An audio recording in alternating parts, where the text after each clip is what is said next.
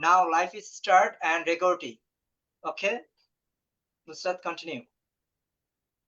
Global Virtual Seminar organized by Smart World Partnership from Uparjon Mart presents Smart World Impact Award 2026, powered by FZ Collections.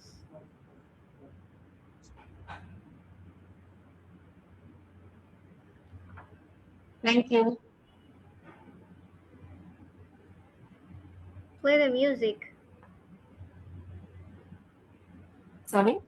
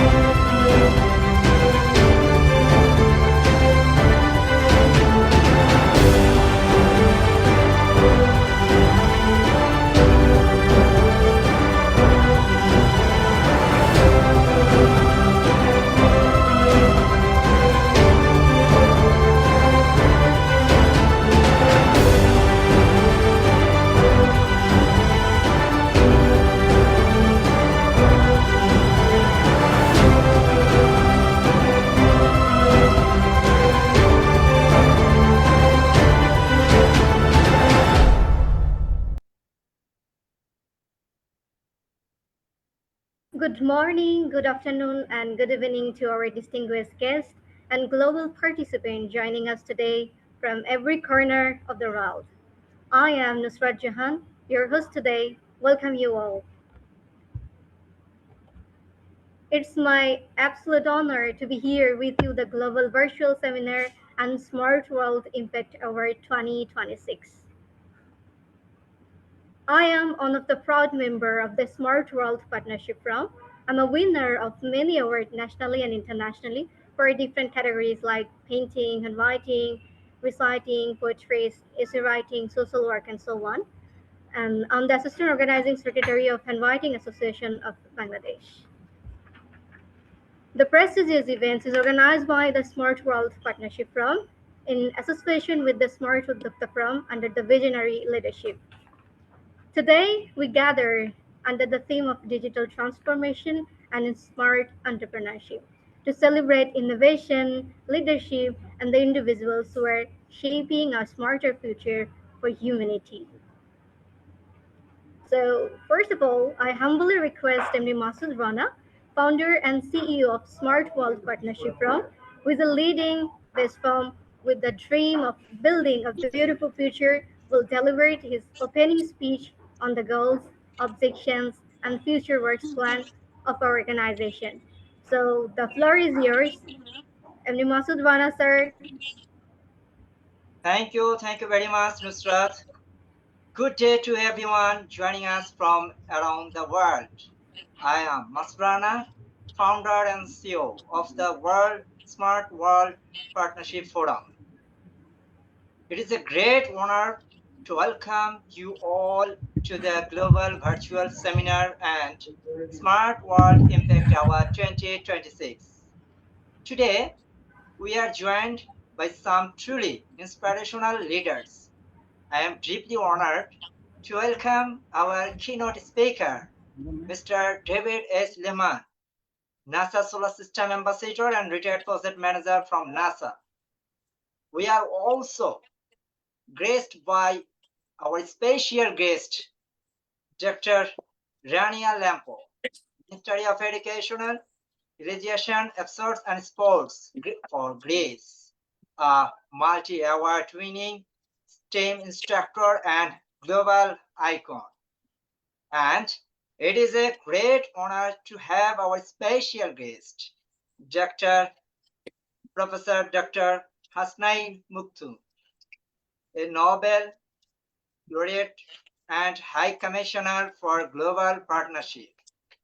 I also welcome our Honorable President, Kamar Afzal Liza, our respected sponsors, Uparjon Mart and FChat Collections owner, and the brilliant award winners from different countries. For the last 11 years, I have organized over 300 offline events to honor talent and leadership. But today, it is historical moment for me. This is our first major global virtual platform. The Smart World Partnership Forum was created with a clear vision to connecting innovators through the digital transformation. Our mission is to connect entrepreneurs, professionals, and innovators. We want to build a community where knowledge is shared and excellency is recognized globally. We want to organize these international seminars every month. Each month, we will focus on new topics and countries to honor great minds with our Impact Award. To make this vision even stronger, we are introducing VIP membership for our forums. This will provide exclusive networking and resources for our members worldwide. Your support is the key to our future success. Our hard work has made an impact, and we are proud to honor you today. Thank you for believing in our vision. I will not take more your time. I will all excited to hear from our great speakers. Let's work together to build a smarter and more connected world. Thank you very much. Now, let the lesson begin. Nusrat. Thank you. Thank you. Thank you very much, Masud Rana sir, for his wonderful visionary speech. And we are very happy to hear that. So at this stage, I request the Honorable President of Smart Entrepreneur from organization Kamar Afzaliza, under the umbrella of the main organization under which our firm is being run, for her valuable speech and organizational guidance. So Kamar Afzaliza, the floor is yours. Respected guest, our keynote speaker, David H. Lemon from NASA, Nobel laureate Professor Dr. Hasnain Makdoum, Dr. Rania Lampo, and all the achievers, Assalamu alaikum and a very good day. As the president of Smart Uddakta Forum, it is a moment of immense pride for me to see our vision taking a global shape today through the Smart World Partnership Forum. Our founder and CEO, Mohammad Masood Rana has been a pillar of organizational leadership for over 11 years. With his experience of organizing more than 300 successful offline events, he has now built his international bridge to connect our local entrepreneurs with global innovators. Smart Udokta Forum has always believed in digital transformation, and this virtual seminar is a testament to our commitment to making a smart world together. The Smart World Impact Award 2026 is not just an award, it is our way of recognizing excellence across borders. We want to empower our members and entrepreneurs through knowledge sharing and global networking. We are grateful to our international guests for sharing their wisdom with us. Your presence validates the hard work of our team and the potential of our forum. I invite everyone to join us in this journey. Let's support each other and build a sustainable future. Congratulations to all the awards winner and to thanks to our sponsors for their valuable support. Enjoy the session. Thank you very much. Thank you, ma'am, for your meaningful speech. So, ladies and gentlemen, we have now reached the special stage of the event, which we have all been eagerly waiting for. So, we have a living legend of space science present as a chief guest and keynote speaker. A 40 years leader at NASA's Jet Propulsion Laboratory JPL, a three-time winner of the NASA's Outstanding Leadership Medal and retired Navy captain. He has successfully led space missions like Deep Space One, Grail, and Mars Odyssey. So, it is with great paradise and humble respect that invite NASA Solar System Ambassador David H. Lehman to the digital stage. Today he will deliver his valuable keynote address to us. The topic of his speech is a Martian thoughts about being a good speaker and leader. So, sir, your space conquest. So, we were looking forward to hearing your experience and leadership philosophies. Now, you were requested to enrich our experience with your most valuable speech. So, please, sir, the floor is yours. Thank you very much. That was an excellent introduction. Very professionally run talk and seminar today. So thank you so much.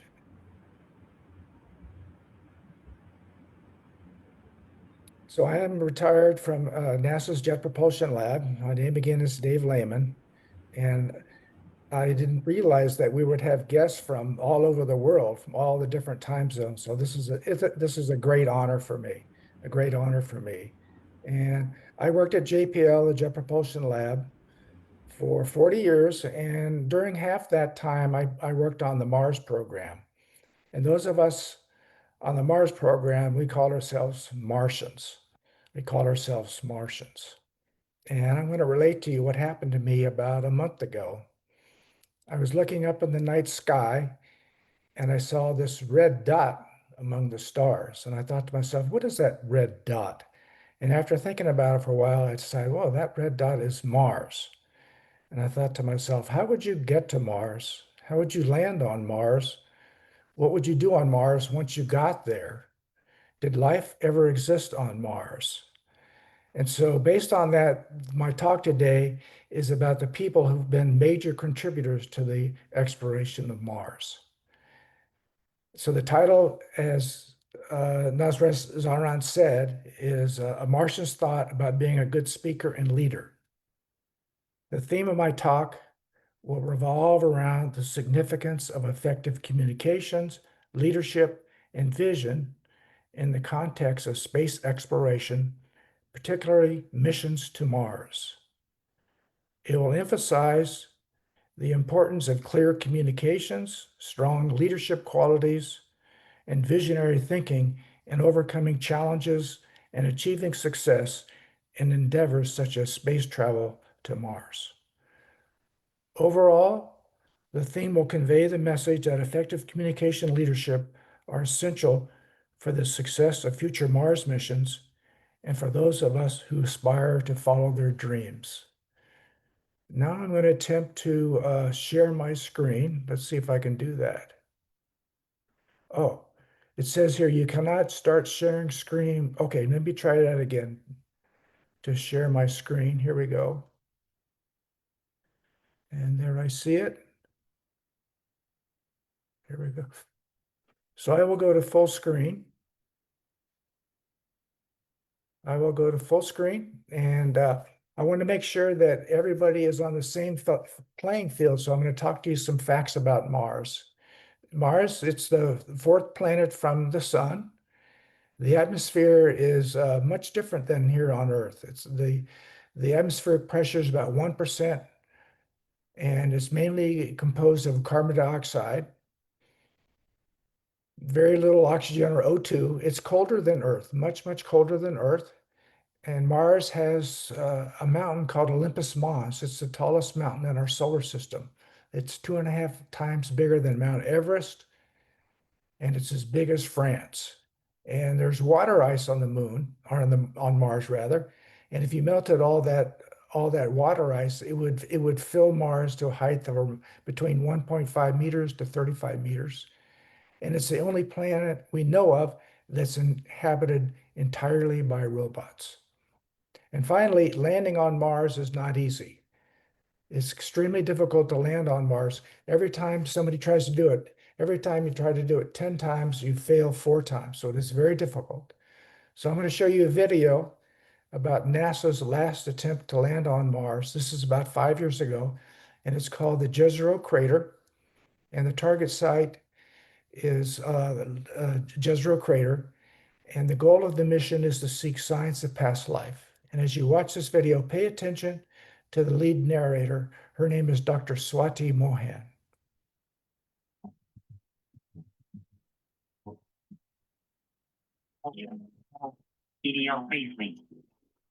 We deem Perseverance ready to execute entry, descent, and landing on the moon.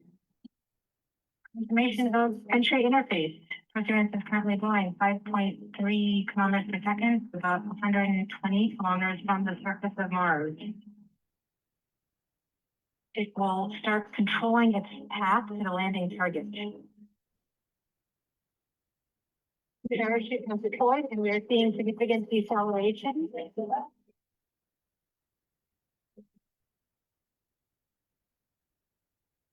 The heat shield has been separated. Perseverance now has radar lock on the ground. Also have separated. Passing maneuver has started at 20 meters off the surface.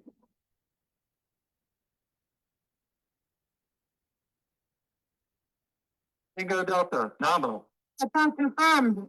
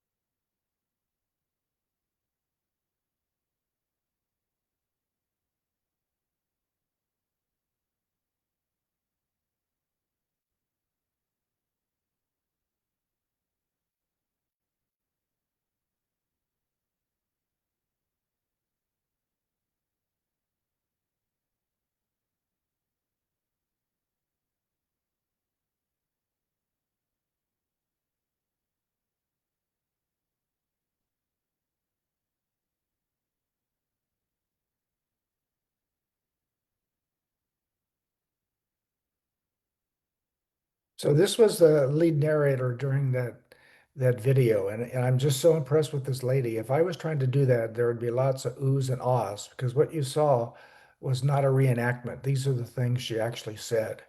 And this lady, she is from India, and during the landing, she was the guidance and control operations lead, Dr. Swati Mohan. She's a mom, and she has a PhD from the Massachusetts Institute of Technology. And during the landing, she was known as the voice of the Perseverance landing. That's Dr. Swati Mohan. I'm very impressed with this lady.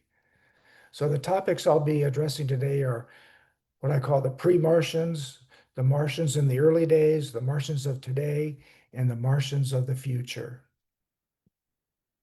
So I'll begin with this graphic on the left. This is Dr. Robert Goddard.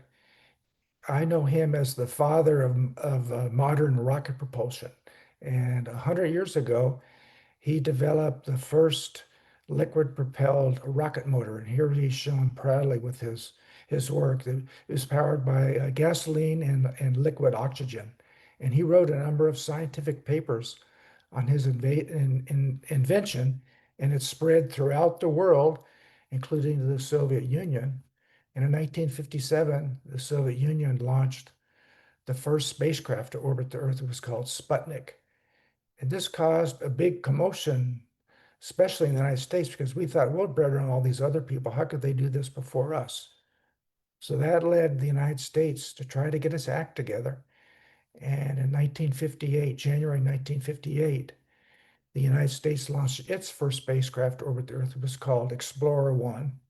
Explorer 1 was built by my alma mater, the Jet Propulsion Laboratory. And three figures are shown here holding up a model of this spacecraft. On the left is Dr. Robert Goddard. He was the director of JPL at the time. And in the middle, this is Dr. James Van Allen. His team from the University of Iowa built the scientific payload that went in Explorer 1. And on the right is Dr. Wiener von Braun, and his team from Alabama built the rocket that actually put it into space. And a few months after this happened, NASA was created. And then a few months after that, NASA decided to make Jet Propulsion Lab, JPL, one of its NASA centers. And so JPL, it's continued to be a NASA center ever since then. And JPL has since launched spacecraft to every planet in our solar system. And we even now have two spacecraft operating in interstellar space. So this is what I call the pre-Martians. Now I'll talk about the early days of Mars exploration. And this graphic here, this is about 100 years old. This is showing a trip to Mars.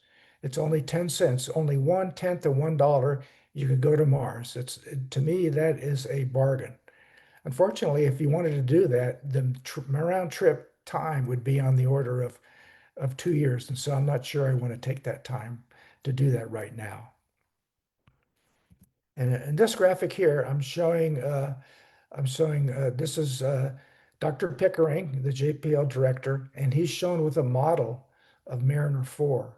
And Mariner 4 was built by JPL. It was the first successful mission to Mars. And it showed us these pictures. It brought back only about 23 pictures, but it showed a cratered moon-like surface of Mars. And this machine had a mass of around 200 kilograms. And that was followed by Mariner 9 in 1971. And that became the first spacecraft to orbit Mars. And so that was built by JPL. So Dr. Pickering, he was the director of JPL for 22 years. And during his tenure at JPL, he oversaw the development of Ranger 1, the US's first spacecraft, the Ranger series that sent NASA spacecraft to the moon, Mariner 4, Mariner 9, and he also oversaw JPL's portion of the Viking program that sent the first lander to Mars, the first lander to Mars in 1976. So Dr. Pickering, he retired before I started working at JPL, but he was known as a fantastic communicator and a great leader of the organization. So my background, after I finished my work in college, I decided to go in the Navy, and I served aboard the submarine Abraham Lincoln. And this is a picture of the Abraham Lincoln during its commissioning. And it's because of the name of the ship, Abraham Lincoln, I studied the Abraham Lincoln a lot. And here's a picture of Abraham Lincoln, and he is my vote for the best speaker and leader. And this fellow, he was the president of the United States from 1861 to 1865. And during his tenure, there was a great civil war in the United States, and he led the United States through this civil war, ensuring that the states came back to be a full union. And he was also a major player in freeing freeing the slaves in America. And in November 1863, following a horrific battle called Gettysburg, Abraham Lincoln went to the site to give a speech, and it was only a 5-minute speech. It was known as the Gettysburg Address, and in my mind, this is the best speech of all time. And I'll just read you the first and last sentence of his speech, talking about what what this war meant to him. And it goes like this: 7 years ago, our fathers brought forth on this continent a new nation, conceived in liberty and dedicated to the proposition that all men are created equal. And then he goes on to discuss the causes of the war and discuss what happened at the battlefield. What happened at the battlefield, which was a horrific battle where lots and lots of people died and were seriously injured. So his last sentence is like this: it is rather for us to be here dedicated to the great task remaining before us, that from these honored dead we take increased devotion to that cause for which they gave the last full measure of devotion, that we here highly resolve that these dead shall not have died in vain, that this nation under God shall have a new birth of freedom, and that government of the people, by the people, for the people shall not perish from the earth. And so this is my vote for the best speaker and leader of all time, Abraham Lincoln. So a little more on my background. I worked at JPL, which is a part of the California Institute of Technology, or Caltech, for 40 years. And one of my early jobs was I was the manager of a subsystem called the avionics subsystem. And in this spacecraft, our team developed the first planetary rover. In the foreground, there's a graphic of that. And we also developed the Mars Pathfinder spacecraft. And the manager of the development of this spacecraft, here's a picture of him. His name was Tony Spear. He was the manager of the Mars Pathfinder project. And he had the challenge to try to come up with a landing system on Mars that was 1/10 the cost of the previous version. 1/10 the cost of the previous version. And so I worked with him very closely, and I know of him as a great leader, a fantastic communicator, and he was able to assemble a team that met the challenge to try to figure out a way to develop a landing system that was much cheaper than the previous one. And this is a picture of what landed with the Mars Pathfinder. This is called the Sojourner rover. And the Sojourner rover had a mass of only maybe 11 kilograms.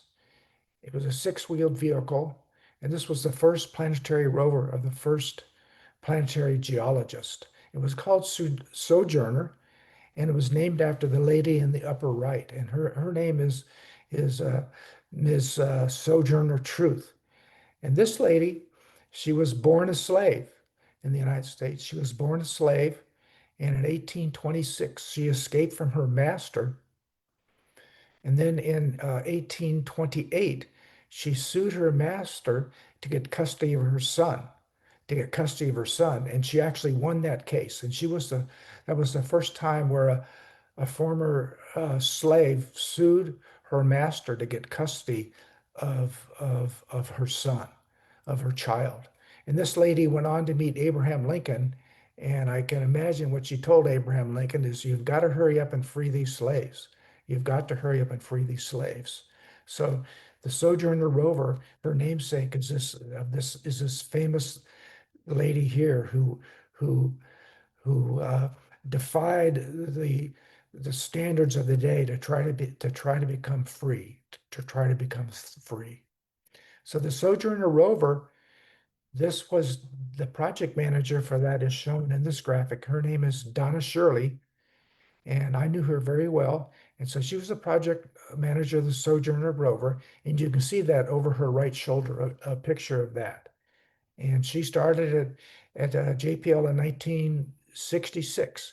She had a master's degree in engineering from the University of Oklahoma.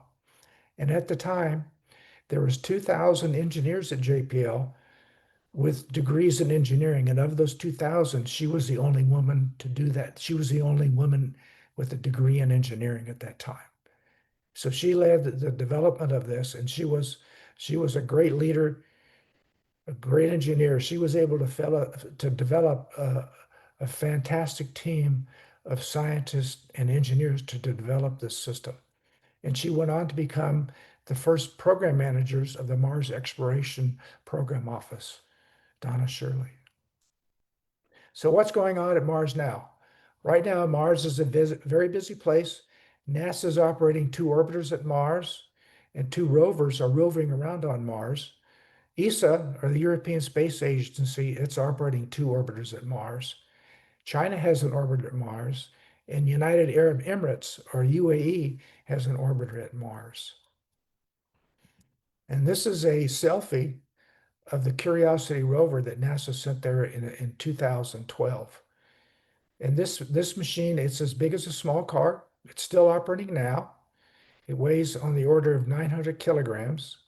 And the purpose of this machine is to study the geology of Mars, the climate of Mars, the atmosphere of Mars, seek signs of past or present life, and pave the way for future human explorers. So this machine landed on Mars in 2012. It was supposed to land in 2010, but there was a lot of problems during its development. A lot of problems during its development, so NASA had to delay the launch by 2 years. And in doing so, they brought this fellow in, Mr. Pete Teisinger, to take over the development of the Curiosity rover. And this fellow, he has a engineering degree from Caltech, and he's a very experienced Martian. He worked on Mariner 9. He worked on the 2 Spirit and Opportunity rovers. He also worked on the Mars Observer program and the MGS program. And so they brought him in to take over the management of the Curiosity rover to ensure it launched, even to ensure it launched as NASA wanted. And so I knew him very well. He was a great leader, great communicator. And when he was in a meeting, people listened to him because he definitely had significant command presence. And this is another selfie. This is a selfie of the Perseverance rover.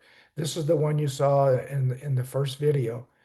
And this machine landed on Mars in 2012 and has a lot of heritage to the Curiosity rover.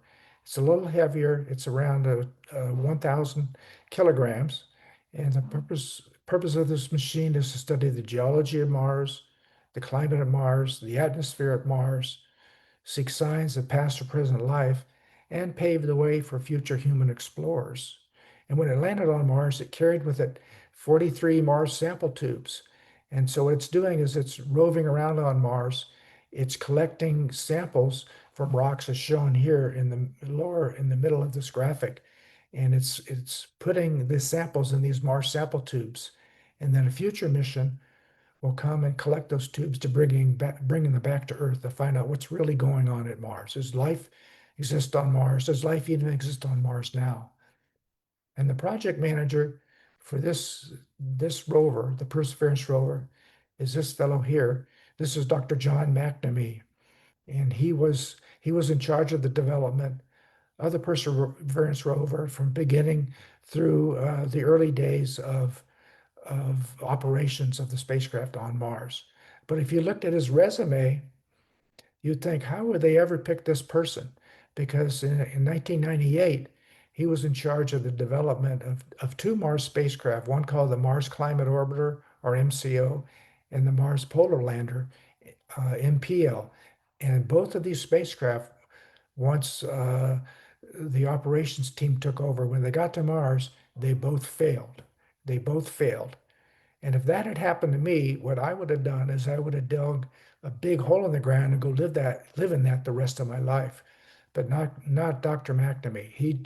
He just continued on his career at JPL. And though he had a big setback, he rose up through the ranks and eventually he became project manager of the Perseverance rover that's been very successful so far since its landing in 2021. And this is a picture that the Perseverance rover made of the Mars helicopter. And in April 2021, this is what happened. This is the first flight of a helicopter in another world. The first flight of a helicopter in another world. And this machine, it could go to heights of 5 meters and to ranges of 300 meters. And it weighs less than 2 kilograms. It weighs less than 2 kilograms. And it was developed as a research and development project, as a new technology project. And it turned out to be very successful, and it completed on the order of about 75 different missions. And you're thinking, well, what do you need a helicopter on Mars for? Well, the same reason we need a helicopter here on Earth is why you need one on Mars, for surveillance, for scouting ahead, for moving things around. And so this is the Mars helicopter. And the lady in charge of this development, the project manager, is shown here. This is Mimi Ong. I knew her very well. We worked together on other projects. And she was a great leader, a great communicator. And somehow she had the ability to instill in people to do great things, to do mighty things. And this is Mimi Ong. So what's next for the Martians? What is next in the future of Mars? And I found this NASA graphic here, and this shows on the left 5 rovers that NASA has sent to Mars, and then on the right, maybe that could be the next rover, an actual astronaut on Mars. And this brings me to this slide here about the Artemis program, and the Artemis program is NASA's follow-on to the Apollo program. And Artemis is the in Greek mythology is the twin sister of Apollo.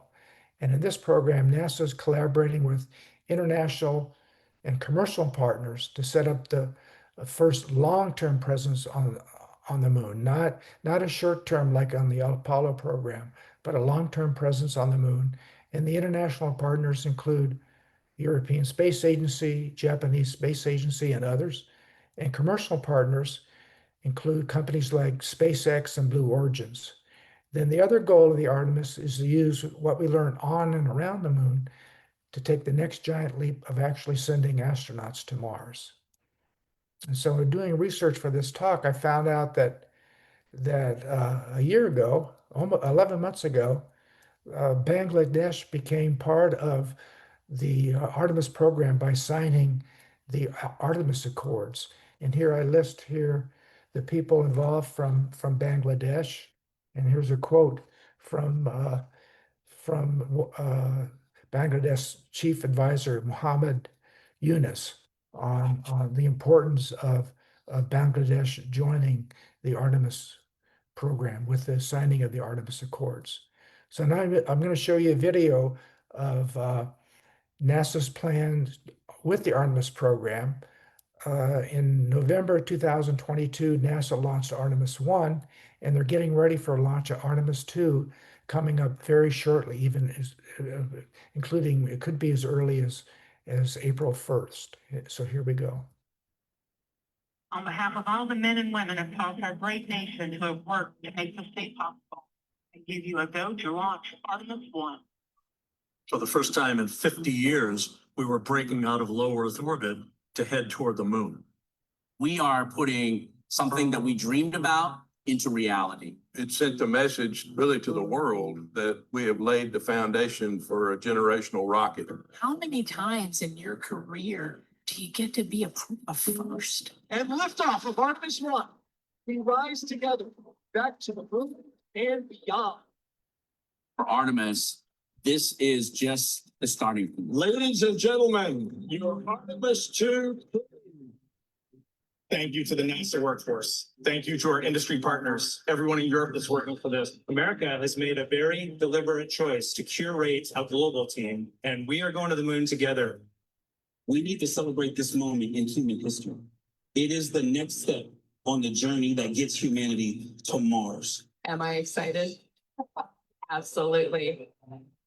We're going to test out the vehicle's ability to conduct rendezvous maneuvers, crew's ability to actually fly Orion manually, and most importantly, we're going to test the environmental control system. We got humans on board. We got to keep them safe. We got to keep them breathing. And then we're going to have them come back at that high-speed entry of 32 times the speed of sound to make sure that they can survive this for future missions. And so we have new launch commit criteria. We have changes to our procedures, changes to our timelines. We have new systems for crew. We have new systems in the capsule. We have an emergency egress system. By building incrementally these capabilities, improving these capabilities that we have, we will be able to live on the moon and be able to perform science for deep space exploration. I'm ready for Artemis 2. The SLS team is ready for Artemis 2. We are ready for Artemis 2. We are ready. We are ready. All right, I'm ready. Let's go.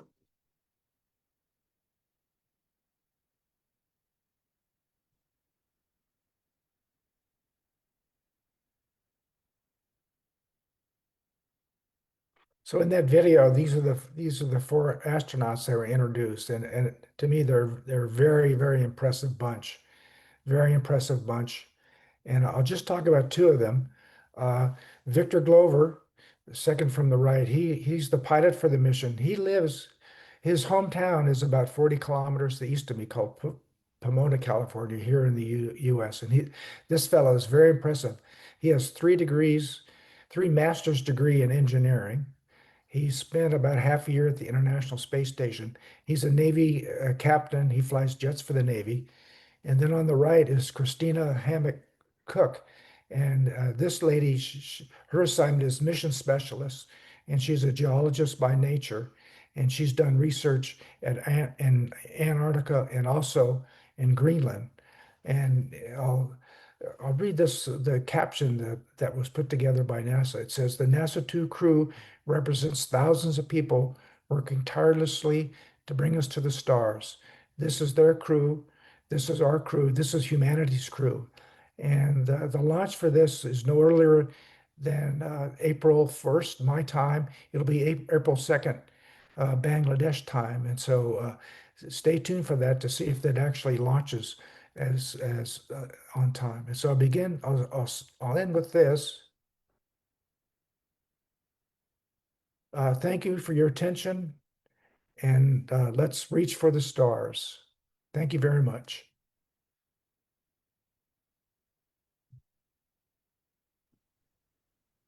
So I open up for any questions for people, for me? Well, thank you very much, our honorable chief guest, David Lehman. Your speech beautifully illustrates how leadership lessons learned from the complex management of space exploration can be applied to our smart entrepreneurship. Thank you again. Ladies and gentlemen, Welcome.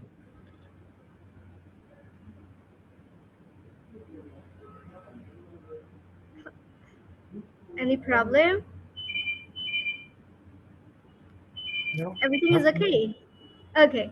Ladies and gentlemen, a shining star of European education and science is present as a special guest in our international seminar today. She is associated with the Ministry of Education, Religious Affairs and Sport, Greece, and working and spirit education around the world. She is a multi-award winning STEAM instructor, and the unique name of inspiration around the world, Dr. Rania Lempu. As Thank you a very much. global icon, she has brought about in innovative education methods, especially by combining science and technology, is very much in line with our vision of building a smart world. I humbly request Dr. Rania Lempau to present her valuable speech to us. Ma'am, you are welcome. Thank you very much. But since I am in the same area of expertise, I'm working also at the Greek Astronomy Space Company. So I'm very impressed by the speech of Dr. David. I would like just to ask one question since he's here. Why Elon Musk has postponed his plans about Mars? Now is it because SpaceX is shifting focus to the moon first? It's that the moon is more achievable near long-term goal. What do you think? Because he was talking, so many years about Mars, and suddenly, recently, he announced that he will postpone this. This is my question. Okay, thank you for the question. But first things, you addressed me as Dr. Lehman. You can address me as either Yes. David or Captain Dave or Captain Lehman. So the question, as I understand it, why has the Mars program been postponed? Was that the question? Yes, why Elon Musk announced recently that he will postpone his plans for Mars, and instead they will focus, SpaceX will focus on the moon first. Oh, that has always been the plan. That's always been the plan. And SpaceX is a major contributor to the Artemis program. It's called, in some cases, it's called the Moon to Mars program. And SpaceX has contracts with NASA to support that. SpaceX is developing what's called the Starship rocket, and the Starship rocket is a potential to support, is a major contributor and will likely support the program. However, it's made about 11 test flights so far. It hasn't been proved out to be human certified, but that's the goal of SpaceX's company, SpaceX, which is Elon Musk's company. Does that answer your question, ma'am? Yes. Okay, thank you. You're welcome. Okay, I will start sharing my presentation. I will begin also with my astronomy activities.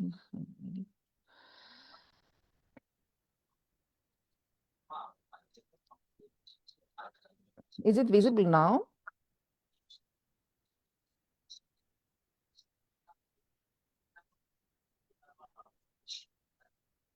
Is my presentation visible? Yes. Okay, it's moving also. It's moving. Yeah. Okay, thank you. So I'm a STEM instructor. I'm working with the Greek Ministry of Education, the Directorate of Educational Technology and Innovation. I was many years there, and also I'm collaborating with the Greek Astronomy Space Company, organizing a lot of events, workshops, astronauts for adults, but also for students, for young children. And I'm very honored and privileged to share with you that this year I got involved in a very, very pioneering space program, which was launched by Space Kids India, a partner of ISRO, Indian Space Research Organization. And what is the program? Is the program addressed to girls. And the mission is to unite 12,000 girls from 108 countries. So what we're doing, well, the last year we have been attending an online course training. And I will be in India in August in order to build mini satellites, CubeSats, which will be sent to the moon during the next historical Chandrayaan-4 space mission. So you can understand that children, young girls of 13 years old will build satellites which will be sent to the moon. Space Kids India is an aerospace which is specialized in design and building satellites. I'm thrilled to be a part of this. I'm a country ambassador for Greece. I will be there with the best Greek student who will be selected. And why it is important? Because, only 20% of women are engaged in the space field. Only 11% are astronauts. And the goal of this program is to give opportunities to girls towards STEM-related careers, because every girl deserves to reach for the stars. We need to break down the gender stereotypes, encourage girls to excel traditionally male-dominated fields, and of course, unlock untapped potential. It's a global alliance because embassies, institutes, ministries, NGOs, organizations from across the planet we're all united in order to foster international cooperation. These are the modules, and apart from this, here in Greece, I'm trying to help and empower young girls towards, as I said before, STEM-related careers. I'm also the founder, the national coordinator of many international programs based on sustainable development goals, which was implemented especially in Africa and Asia, addressed to the privileged children there. One it was about water awareness. We talk about students who didn't have water to drink, who had to walk about 90 minutes to find clean water to drink. But thanks to this program, which was very impactful, we managed to get sanitation filter equipment, wells were drilled in these areas of Malawi. Another project that I have designed implemented was applied in schools in slums, actually in India. It's about healthy food combinations in case of food shortage. And many other, I also have designed a gender-based violence program. It was implemented in schools in Nigeria. And environmental programs here in Greece in order to help students realize at an early age to learn how to deal systematically with sustainability issues. Apart from this, I'm teaching as a volunteer, a STEM for refugees. We have a great number of refugees here in Greece, in the ecological hospital, the students who are suffering from depression, but you can see how they light up when engaged in hands-on activities. And also to students with special education needs, they have received over 200 awards for this project. Now, I will start now with the topic that you have given us. It's about digital transformation. And first, we need to understand the difference between digitization, which has to do with how we can convert, how we make something digital. The digitalization is different. This shows how work is done. It's about efficiency, process improvement, not the business model. And digital transformation, which has to do with how we should reinvent the business using digital technology. So here the focus for digital transformation is the business model and strategy change. Now,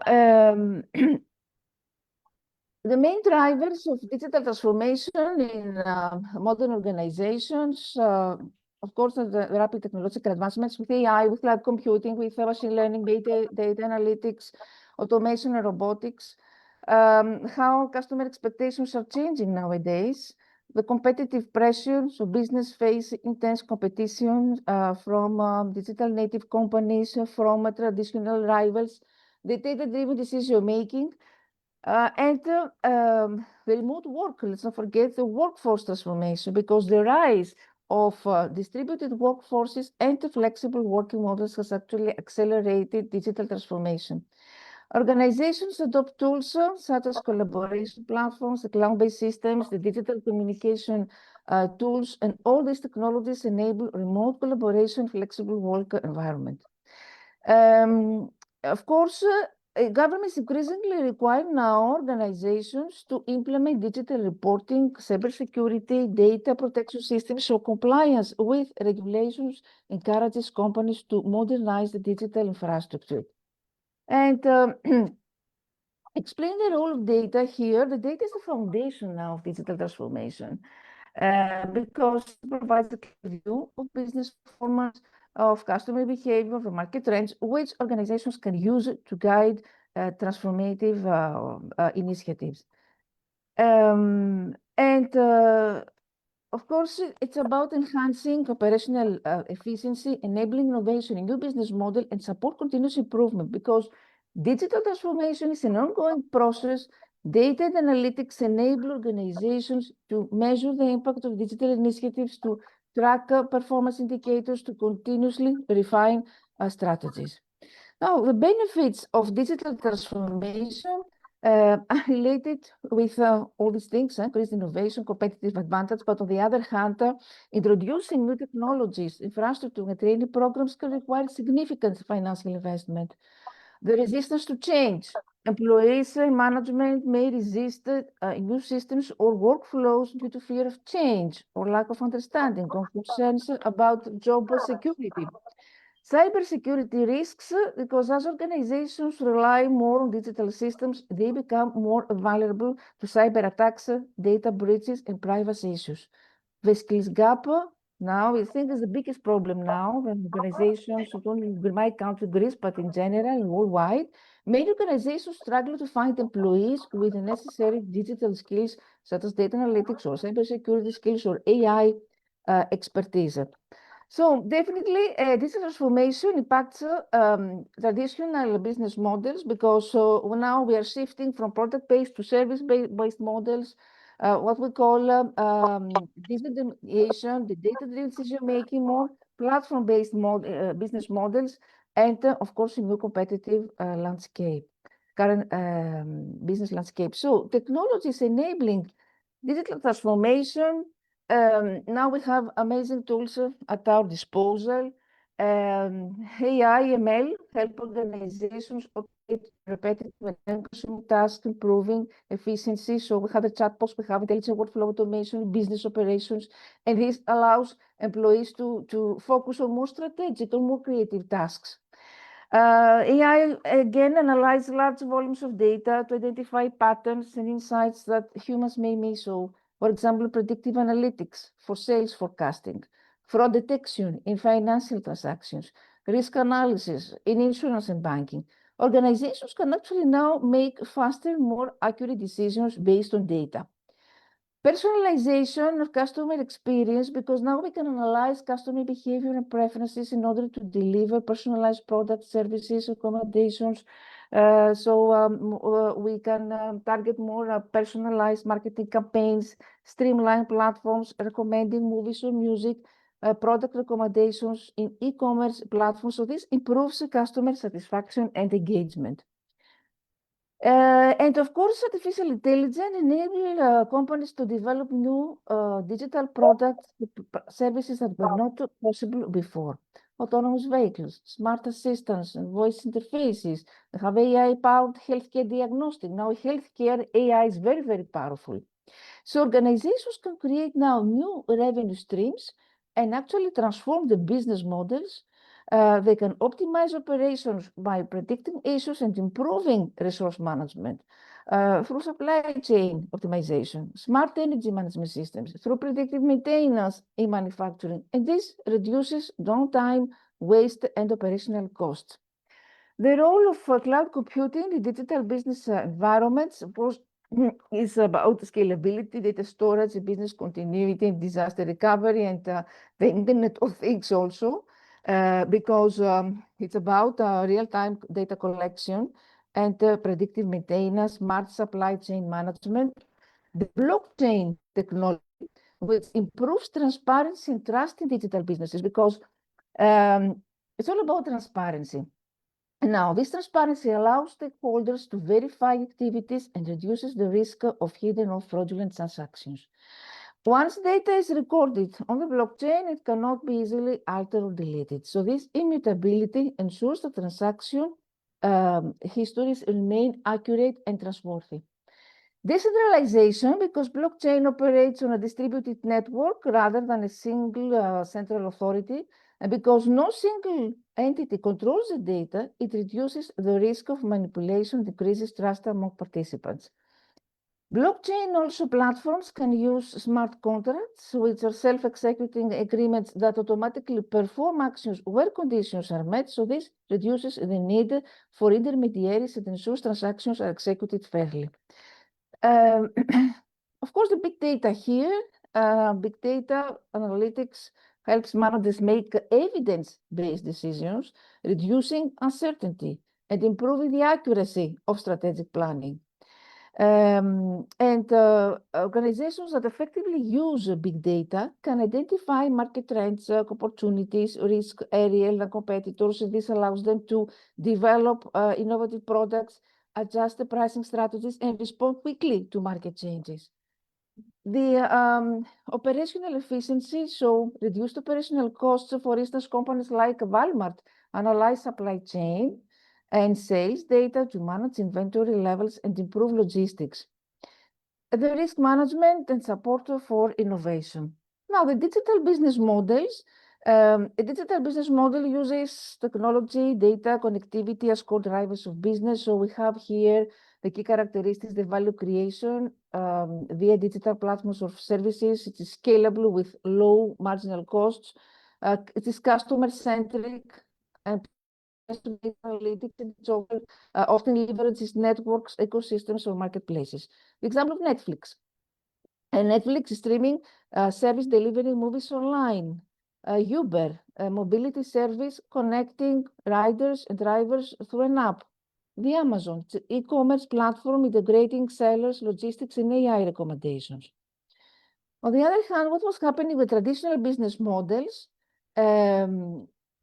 Value created mainly through physical products then, or in-person services. There was a limited scalability due to high production or operational costs. Customer interactions were often transaction-based and not data-driven.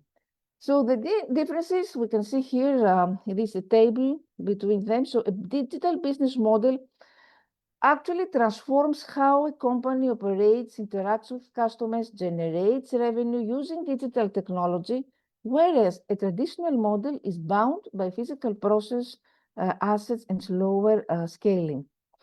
We have now amazing platform-based business models. The key characteristics in multi-sided networks. So when platforms connect multiple groups of users, such as buyers and sellers, or service providers and customers, the value creation through interaction. So the platform's value increases as more participants join, so network effects. Facilitation instead of ownership and scalability. Examples, we have Amazon, Alibaba for e-commerce platforms, social media platforms, the PayPal platforms like PayPal, Stripe, etc. So Amazon and Uber are very, very successful examples because they connect supply and demand. Amazon connects millions of sellers with buyers on a single e-commerce platform, allowing seamless transactions and global reach. Uber connects riders with drivers via its app, eliminating the need for traditional taxi services. So digital platforms reduce friction in transactions, making it faster and easier for customers and providers to interact. We can leverage data for personalization. Amazon uses this data for personalized product recommendations, targeted marketing, and inventory planning. Uber taxi company analyzes trip patterns to optimize pricing, routes, and driver location.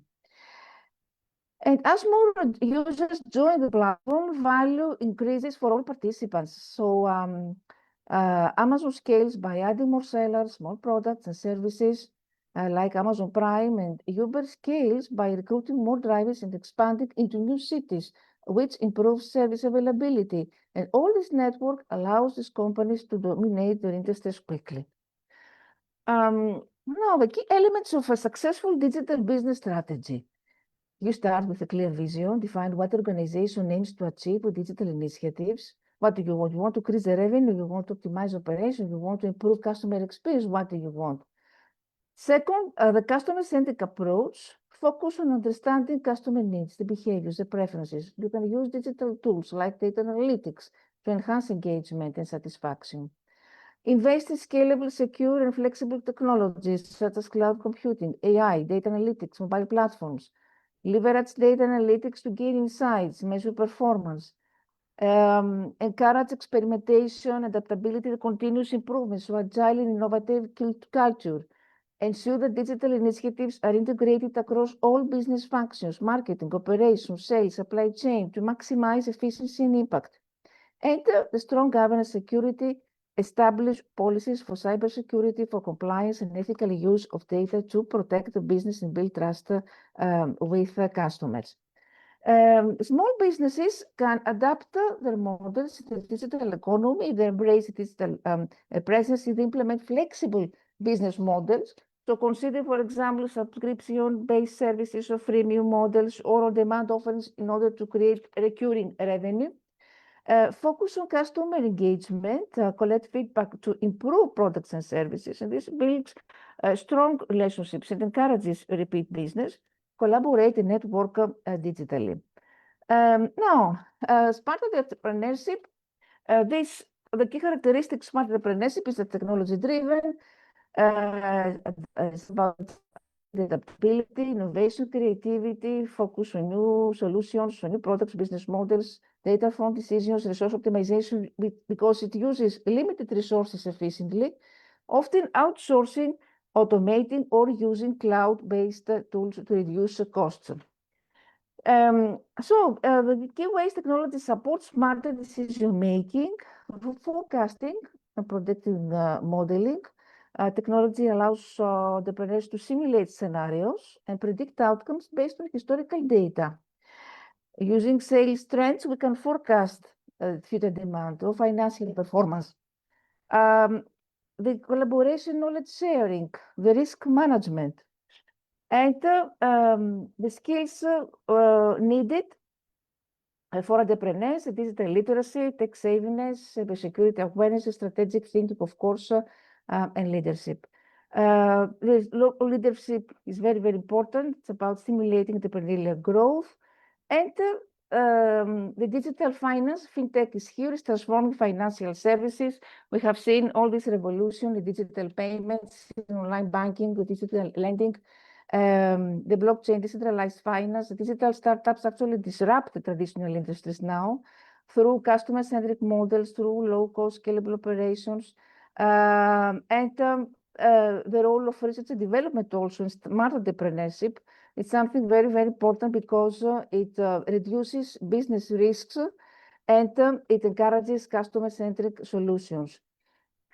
Sustainability, let's not forget about green entrepreneurship, which is very trendy nowadays. The green entrepreneurship, which is based on the philosophy, what we call triple bottom line theory. The triple bottom line theory, people, planet, prosperity, says that nowadays the performance of any company should not be based only on the profit. Companies nowadays should also take into consideration the social dimension, and at the same time to make sure that its actions, its activities do not harm the environment. So the green digital transformation, we have seen how now the companies achieve energy efficiency through smart technologies, through smart resource management, sustainable supply chain management. We have renewable energy integration, remote work, and environmental monitoring also, and data analytics. So here we can see also the role of green technology. Actually, Europe invests a lot in this green revolution in the last years. There's a lot of funding in this on green entrepreneurship. Unfortunately, climate entrepreneurship is something which is not so attractive for young people because of hostile regulatory frameworks. So this is one thing that needs to be reformed, because in Europe we have hostile regulations. I mean, not attractive, so we need more incentives. Of course, the green entrepreneurship digital area. Some examples: the apps that track and reduce carbon footprints, platforms which promote recycled goods or smart farming solutions using IoT, digital marketplaces. The benefits are obvious. They can create new job opportunities. They can encourage sustainable consumption habits. And on the other hand, the challenges are related with high initial investment costs, usually limited awareness among consumers, because consumers are the first one who should be involved in this. So they need awareness. Need for advanced technology, balancing profit with sustainability goals. Digital leadership, and how can incubators and accelerators play a crucial role, supporting also smart entrepreneurship, access to funding, networking opportunities, market validation, credibility, visibility. They can validate digital business quickly through what we call a minimum viable product. Here, this means launch a simplified version of the product with just enough features to attract early users, so feedback from real users helps refine the product quickly. The customer interviews and surveys, so engage potential customers through interviews, polls, etc., to understand the needs and pain points. Then create a landing page describing the product, the prototype testing to observe how users interact, the social media, of course, and competitor analysis. So the minimum viable point, the key points is that it's cost efficient, that it also helps rapid development. And startups use customer data. They collect data through surveys, through app usage, website analytics, and social media. And this data reveals what features customers value, which ones are underused, and what pain points exist. So guides product design and feature prioritization.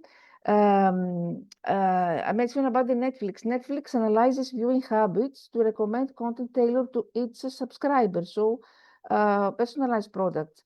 Data shows where users encounter issues or drop off during interactions. So startups can optimize interfaces, they can simplify workflows or fix recurring problems. And this reduces churn and improves product usability. It improves user experience. It validates business decisions. It informs strategic growth. So the risks and challenges in digital entrepreneurship usually is cybersecurity risk. The compliance regulatory risk that I mentioned before, how they can protect customer data. Data minimization is the first one principle about everything. Even education, we have here in Greece recently a scandal with the leak of data of students. We have to be very, very careful. We talk about data. We always need to use the minimal data that is needed. Not more than what is needed in every field, not only in education, business, but everywhere. Dear Honorable Guest.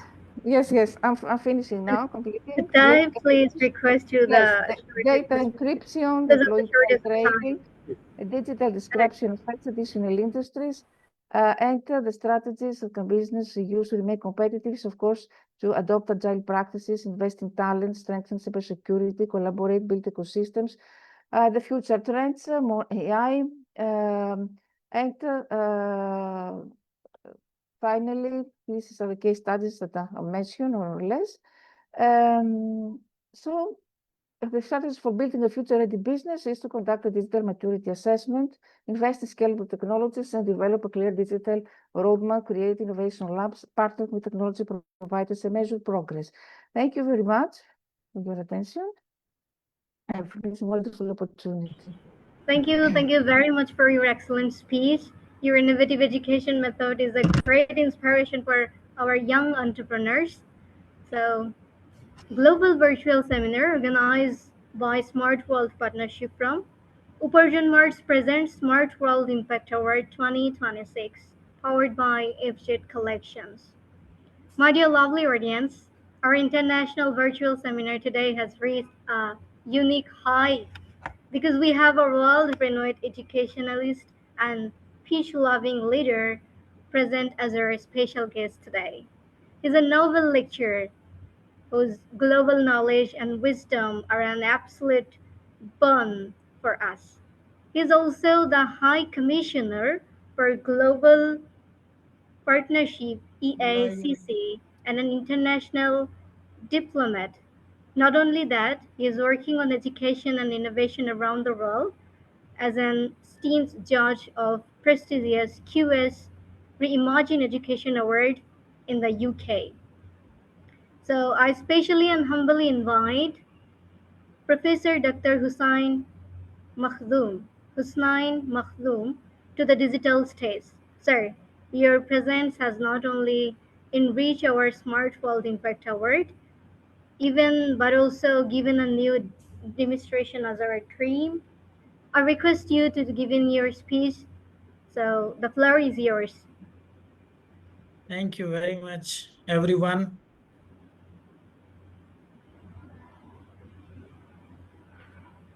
So, respected dignitaries, visionary leaders, and distinguished guests, innovators, especially the young change makers of today, Assalamu alaikum, and very warm greetings to all of you. It is an immense honor and a deeply humbling experience to stand before such a esteemed gathering as a guest speaker and nominee for the Smart World Impact Award 2026. Moments like these are not just ceremonial, they are transformational. They remind us that we are part of something much larger than ourselves. A global movement striving to redefine progress, leadership, and impact in the 21st century. Today, I invite you to reflect, to question, and to envision a future where digital transformation and smart entrepreneurship become the driving forces of inclusive and sustainable development. We are living in a time where change is no longer gradual, it is exponential. The world is evolving at a pace that challenges our traditional ways of thinking, learning, and leading. Digital transformation has moved beyond a technical upgrade. It has become a fundamental shift in how societies function. It is reshaping economies, redefining industries, and reimagining human potential. From artificial intelligence and big data to blockchain and cloud computing, we are witnessing a convergence of technology that is altering the very fabric of our existence. Yet, amidst all this advancement, our critical question remains, are we merely adapting to change? Are we actively shaping it? Smart entrepreneurship emerges as a powerful response to this question. It represents a new paradigm, one that combines innovation, intelligence, and purpose. Unlike traditional entrepreneurship, which often focuses solely on profit, smart entrepreneurship emphasizes impact, sustainability, and adaptability. A smart entrepreneur is not just a businessman, they are a problem solver, a visionary, and a change maker. Just we are here. They leverage data to make informed decisions, embrace technology to enhance efficiency, and prioritize solutions that address real world challenges. In today's interconnected world, the barriers to entry have significantly diminished. A young individual sitting in a remote village can develop an application, launch a startup, and serve a global audience. We have a lot of examples of such individuals who are surprising the world. So, this is the power of digital transformation. It democratizes opportunity, empowers individuals to dream beyond limitation. The opportunities created by this digital revolution are vast and transformative. One of the most significant advantages is global reach. Businesses are no longer confined by geographical boundaries. Through digital platforms, entrepreneurs can access international markets, collaborate with global partners, and scale their ventures at unprecedented rate. Innovation has accelerated dramatically. Ideas that once took years to materialize can now be developed, tested, and implemented within months and even weeks. This rapid pace of innovation enables entrepreneurs to respond quickly to changing market demands and stay ahead of the competition.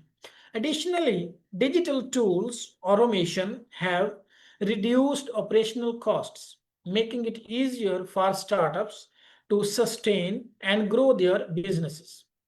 Data analytics further enhances this process by providing valuable insights that drives strategic decision making.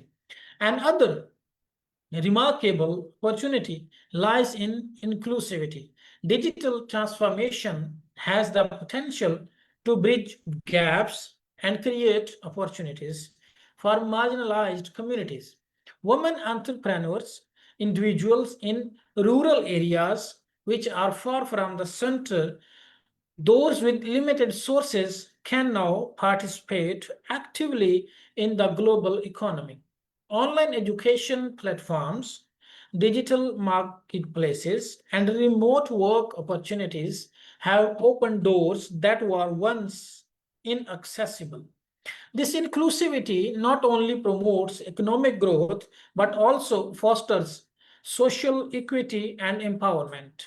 It allows us to build a world where talent and innovation are not limited to circumstances but are driven by passion and determination. However, we celebrate these opportunities, we must also acknowledge the challenges that accompany them. One of the most pressing issues is digital divide. I have already given a long presentation on digital divide.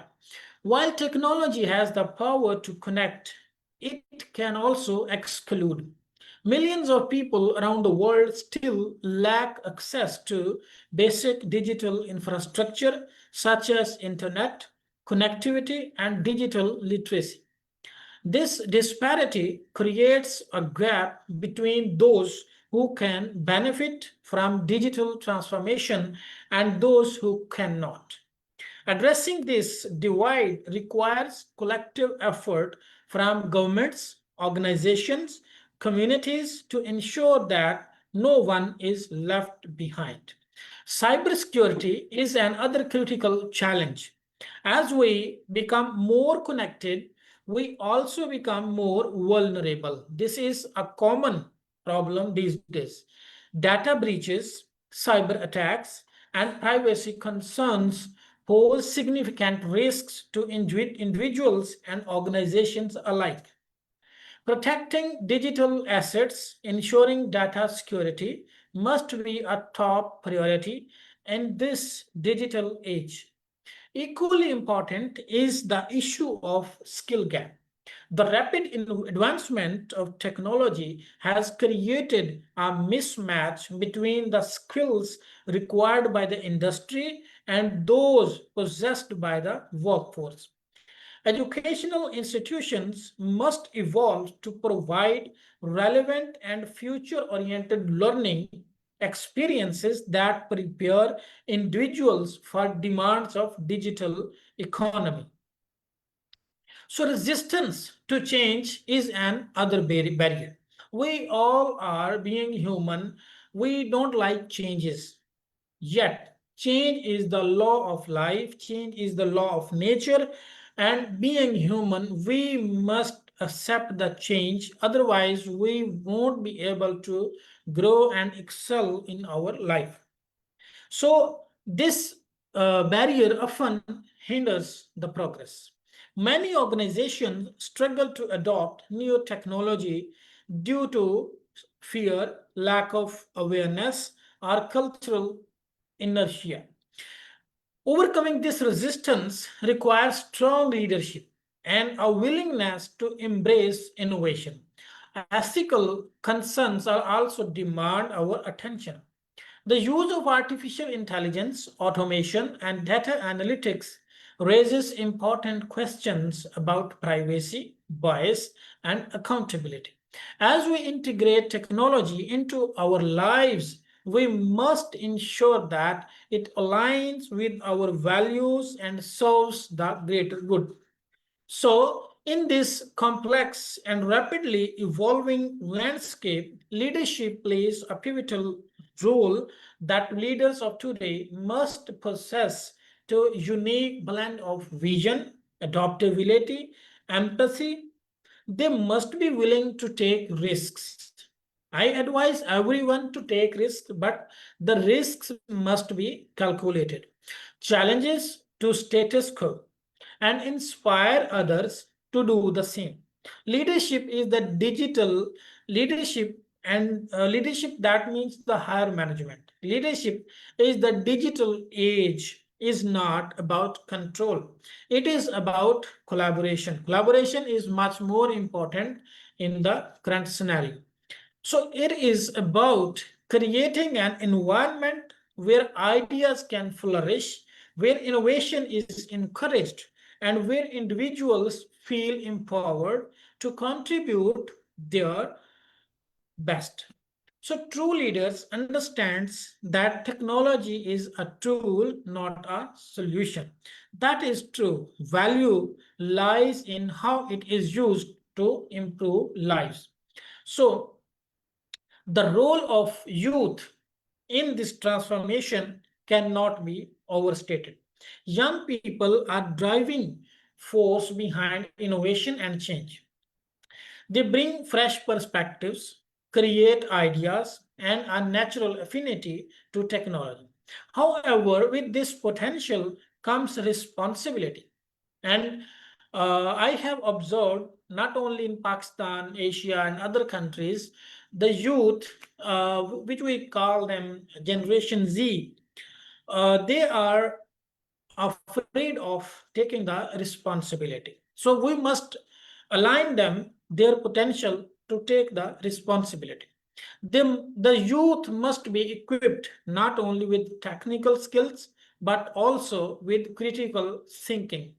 In 21st century, critical thinking is much more important in the age of digital literacy, in the age of digitation, in the age of all the media. So critical thinking is much more important to inculcate in our youth. Ethical awareness and a sense of purpose. They must be encouraged to move beyond consumption and become creators of value. They must be inspired to use technology not just for personal gain, but for societal impact. Building a robust ecosystem for smart entrepreneurship requires collaboration across multiple sectors. Governments must create policies that support innovation and provide access to resources. Educational institutions must foster a culture of learning and experimentation. The private sector must invest in research, development, and experimentation. The private sector also invest in the development, in experimentation, in startups and entrepreneurs. On the other hand, non-governmental organizations and international bodies must work together to address global challenges and promote sustainable development. Collaboration is the cornerstone of progress in the digital age. It allows us to pool our resources, share our knowledge, and work towards common goals. So, all of you can just search me on LinkedIn, on Google, on Facebook. You will get how am I collaborating and working globally. I have 40 plus collaborations in worldwide. I am participating, I am organizing conferences in different countries on different topics, on different things. You can search me on Facebook, or you can contact me directly, or you can search me on LinkedIn. So you will get the idea how practically I am uplifting and empowering others. So as we look to the future, we must envision a world where technology is a force for good, a world where digital transformation leads to greater equality, where smart entrepreneurship addresses pressing global issues, where innovation is guided by purpose and responsibility. This vision requires commitment, collaboration, and a willingness to think beyond conversational and conventional boundaries. Now, just like we are here in this program, in this event, You're we are audible, kid. from, yes? Please make it shorter. Okay. It requires us to embrace change, to learn continuously, and to act with integrity. So, before I conclude, I would like to express my heartfelt gratitude to Mr. Masood Rana, founder and CEO of the Smart World Partnership Forum. So, in the name of this organization, there is a word of partnership that means collaboration. For his visionary leadership and unwavering commitment to fostering innovation and collaboration, his efforts in creating a platform that brings together global leaders, thinkers, entrepreneurs, and are truly commendable.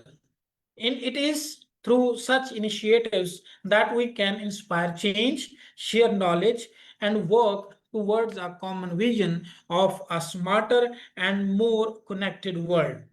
So, in closing, let us remember that the future is not something that happens to us. It is something we create. Each one of us has a role to play in shaping that future. Let us rise as innovators, as leaders, as change makers. Let us harness the power of digital transformation and smart entrepreneurship to build a world that is inclusive, sustainable, and full of opportunity. So let us not just adopt to change, let us lead it. Thank you very much for your attention and listening me very carefully. Thank you very much. Your wisdom and experience will show a new light for our young generation. And thank you very much again for joining us in this event. So, now the grand moment, the Smart World Impact Award 2026. At this stage, we will honor who made a unique impact in their respective field. I'm announcing the name of the winners one by one.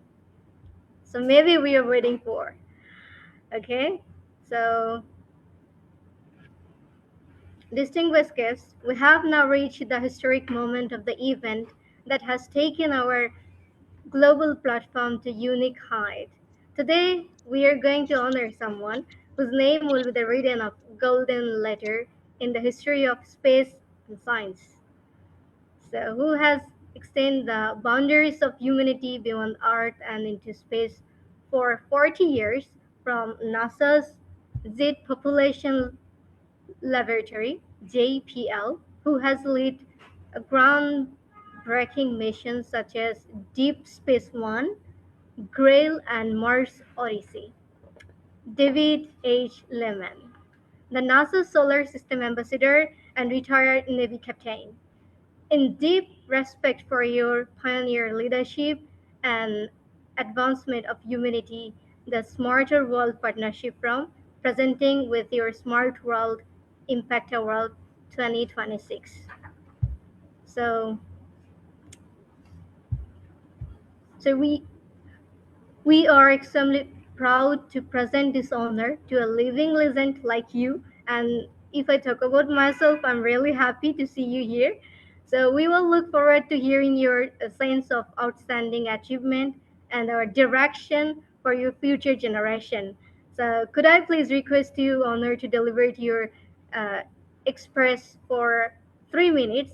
Uh, 3 minutes because of shortage of time. So thank you. Sir, Well, thank you very much. That's a great honor. I really appreciate it, especially among this august group. And I wasn't expecting this at all, but thank you so much. Thank you very much.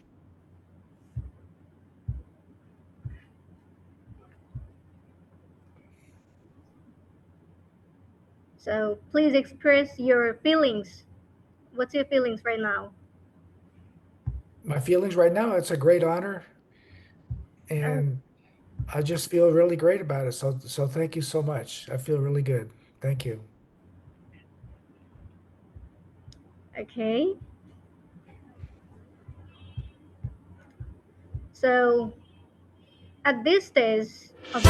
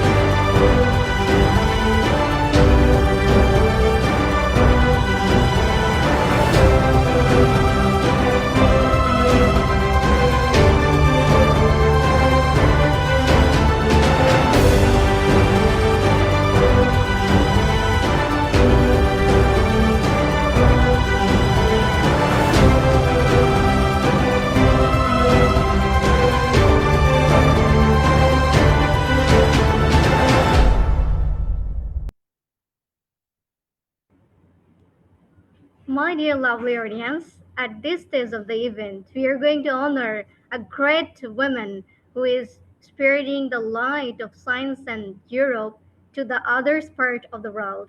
She is unique representative of Ministry of Education, Religions, Affairs and Sport of Greece. So revolution science and technology education and become an inspiration for women empowerment worldwide. She is none other than Dr. Rania Lampo, and one of my favorite also. So multi-award winning STEAM instructor and global icon, and recognize your outstanding global contribution to STEAM education, your outstanding global contribution to Women Power Empower Award. The Smart World Partnership from is presented to you the Smart World Impact Award 2026. So, ma'am, Yes. we are congratulations to you from Bangladesh for joining us on this virtual platform and for this unique achievement of yours. Yes, Uh, I we would like requested to you uh, to express your valuable sentence for 3 minutes. yes, of course. First, I would like to say that I'm very, very honored and privileged to be invited here today to this Global Virtual Seminar and Smart World Impact Award ceremony. I would like to extend my heartfelt congratulations to all organizers of a Smart World Partnership Forum, and especially I warmly thank Dr. Masood Rana for all this, for the kind invitation, but also for this recognition. And standing here today, I feel deeply grateful to receive this award. This moment is not just a celebration of my achievements, but a reflection of the support, guidance, and inspiration I have been fortunate enough to receive along the way. Because no journey is ever taken alone. Behind every success, there are people who believe in me, mostly my students, even at times when I doubted myself. So to my family, friends, mentors, colleagues, students, thank you for your patience, your unwavering encouragement, your trust, and this recognition belongs to you as much as it does to me. I would also like to take a moment to acknowledge those who challenged me, the people who I could say pushed me out of my comfort zone, who expected more from me, and who refused to let me settle for less. All you played a crucial role in shaping who I am today, and growth does not come from ease. It comes from persistence and the willingness to face difficulties head on. There were challenges, of course, setbacks, moments that tested my determination. There were times when the path forward seemed unclear, when giving up felt easier than continuing, but those moments taught me resilience, adaptability, discipline, and the true meaning of commitment. They reminded me that success is not defined by how many times we fall, but how many times we rise again. So this award represents more than individual achievement. It represents a journey filled with lessons, with sacrifices, with countless efforts, hours of effort. Just to mention that I have crossed over 4,000 lectures, virtual lessons from 2020 till now, all for free. It was promoting free quality education for everyone. It's about hard work, belief, and faith. And then also, I would like to recognize everyone who is striving towards their own goals. Whether you are at the beginning of your journey or somewhere in the middle, keep going. Progress may be slow and the results may not always be immediate, but every step forward matters. And as you accept this award, I do so with humility and a renewed sense of responsibility. This is not the end of the journey, of course, it's a milestone that inspires me to aim higher, work harder, and contribute more meaningfully. To everyone here tonight, thank you for this incredible honor. I'm truly humble, deeply grateful, excited for what lies ahead. I hope to use this recognition not only as a personal achievement, but as a platform to inspire others, to support those around me, and to make a positive impact in whatever way I can. Thank you very much. Thank you. Thank you. Thank you very much. At this stage of the event, we are going to honor a world-renowned personality whose wisdom and contribution to sport, peace, and education around the world is widely recognized today. Is a unique representative of humanity on the world stage. A Nobel lecturer, global academician, and international diplomat, Professor Dr. Husnain Makhdoom, the High Commissioner of Global Partnership of EACC and honorary judge of the prestigious QS Reimagine Education Award of the UK. In recognize of your outstanding global excellence in education diplomacy and literature, Smart World Partnership from is very proud to present you with the Smart World Impact Award 2026. So,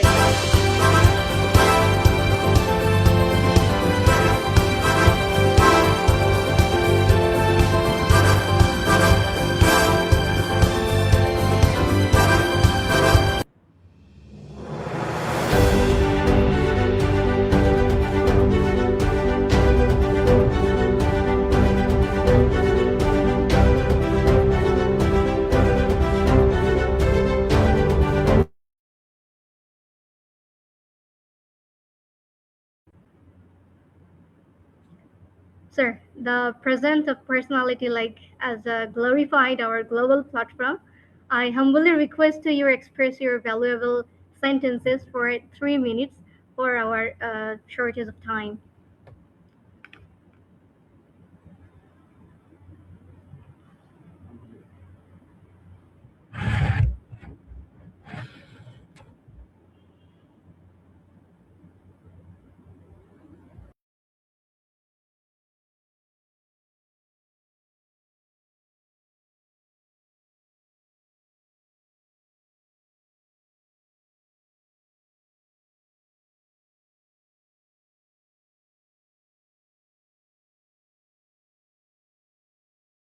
So please turn on your microphone.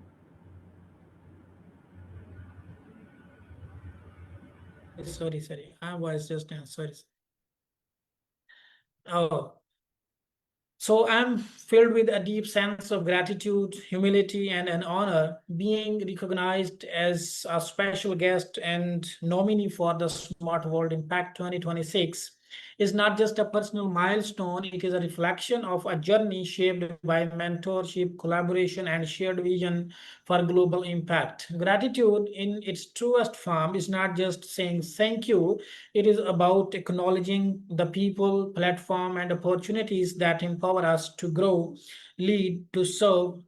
So today, I take a moment to reflect on this journey with immense appreciation. First and foremost, I would like to express my sincere thanks to Mr. Masood Rana, founder and CEO of the Smart World Partnership Forum. Sir, you are a visionary leadership and unwavering commitment to building a smarter, more connected world is truly inspiring. You have not just created a form, you have built a global platform that empowers voices, nurtures innovation, and connects change makers across borders.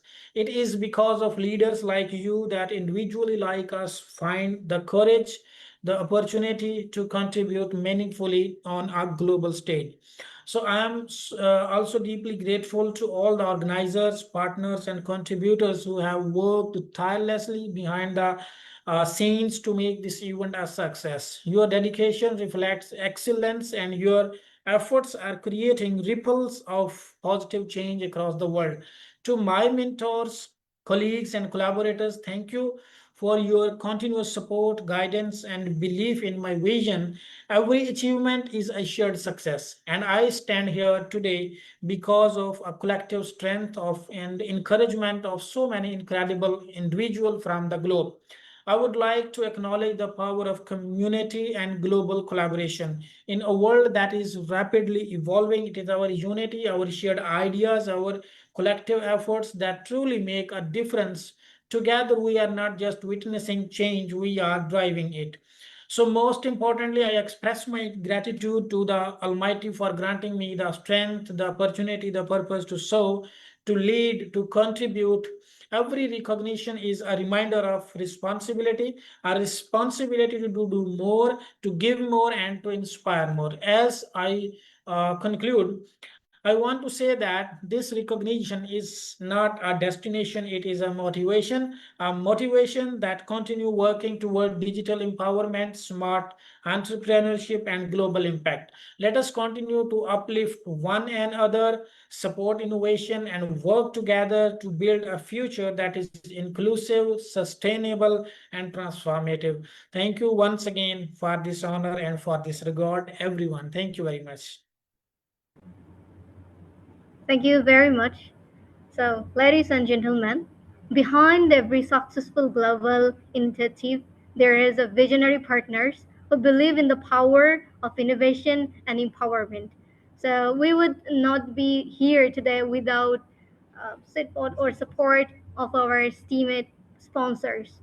So, at this stage, I would like to invite the representative from our title sponsor, Uparjon Mart, and our power sponsor, FJ Collections, to share their brief remarks and the vision for a smarter world. First of the representative of Uparjon Mart is invited to deliver your speech for 3 minutes.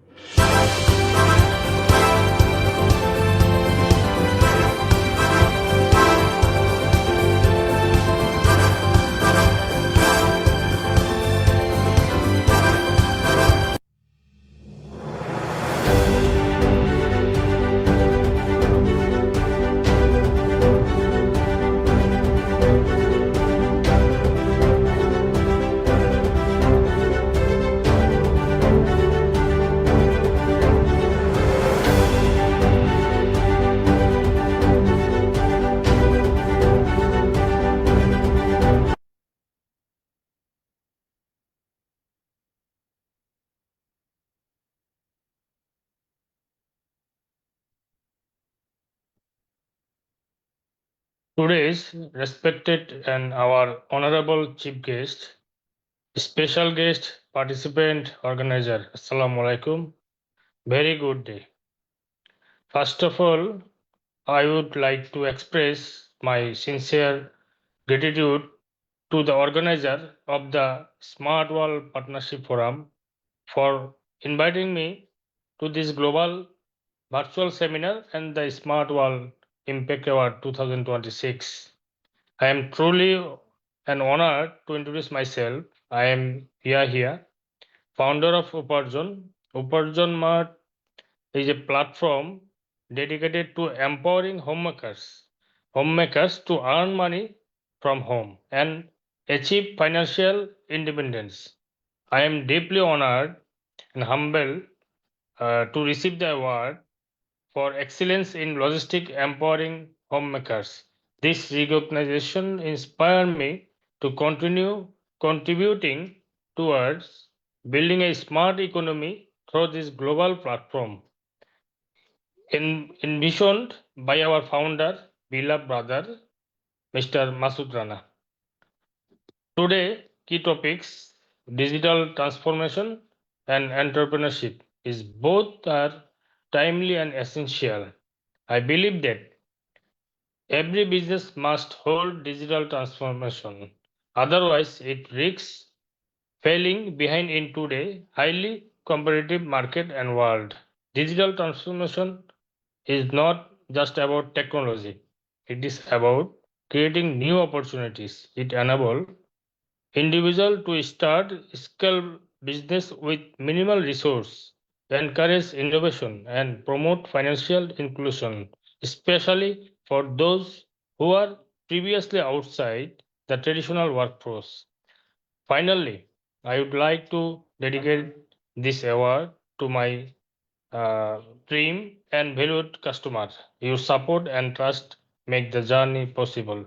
Thank you once again for the immense honor. Enjoy the session. Thank you so much. Thank you. Now, I'd like to request the representative of Ifshid Collections to express your feelings for us. Honorable Chief Guest, Mr. David H. Lemon from NASA.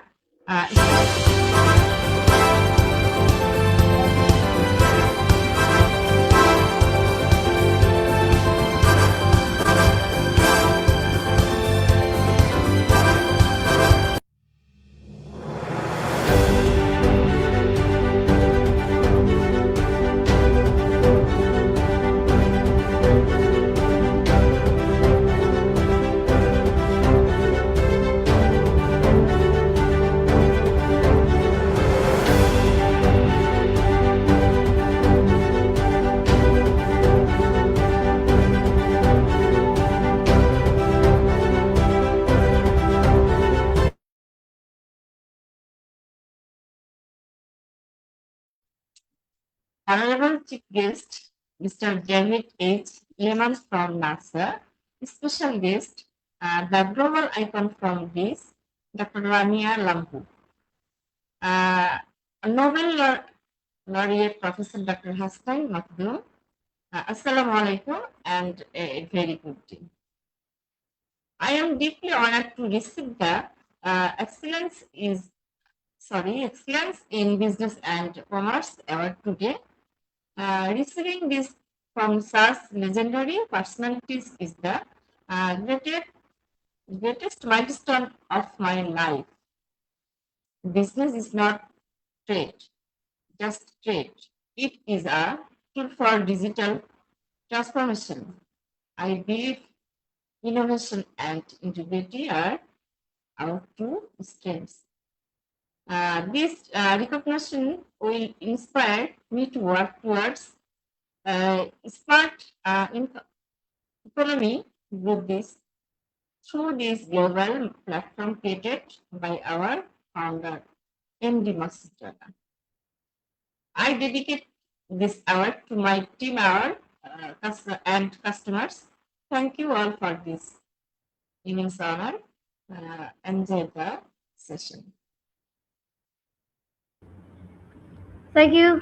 Thank you to the leadership of Uparjon Mart and Ifshid Collections for your commitment of fostering entrepreneurship and global impact. So now I'd like to introduce the name of the personalities of Bangladesh who have been awarded for their remarkable contribution to their representative award. So the award winner are humbly request to deliver your express for 3 minutes after the declaration of your names. So I would like to announce the first name, or none other than Kamar Afzaliza. Kamar Afzaliza, President of the Smart Entrepreneur Firm, nominated for the Smart World Impact Award 2026 for the exceptional organization skills and special contribution as a women entrepreneur. So please deliver your speech.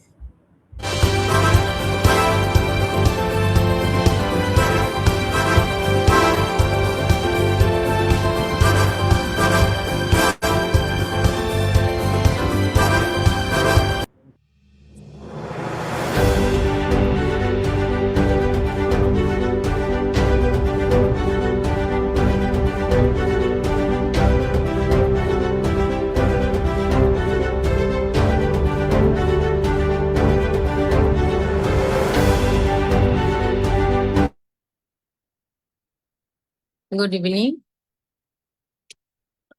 Respected guests, our keynote speaker, David H.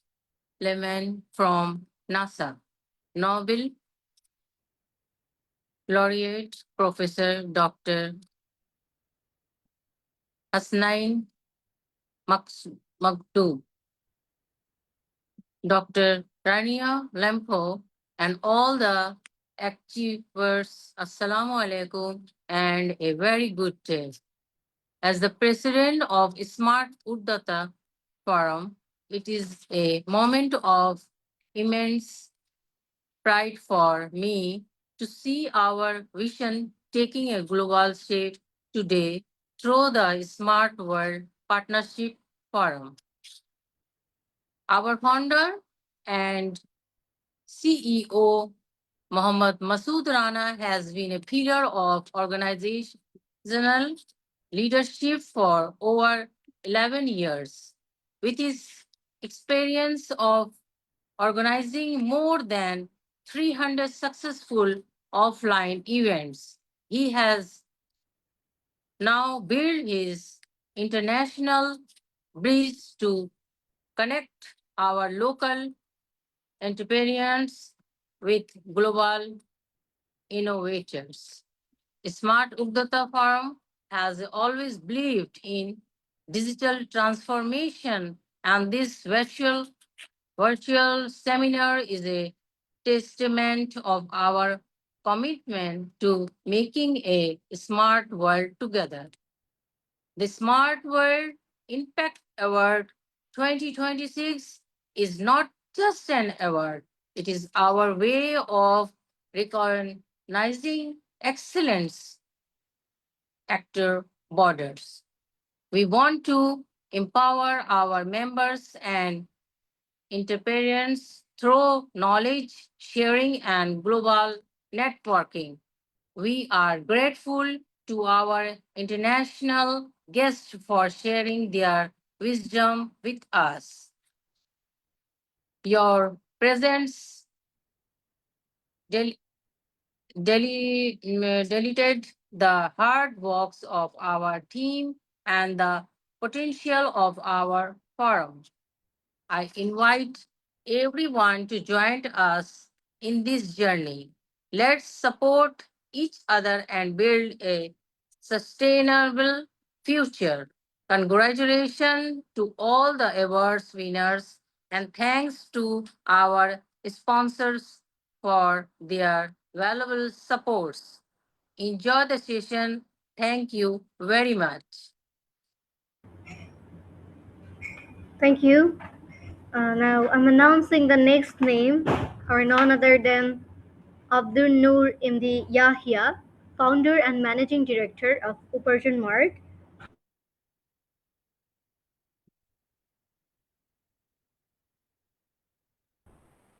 Homemakers. Yes, I discussed my So please deliver conversation your already speech. done. Thank you so much. I am very honored.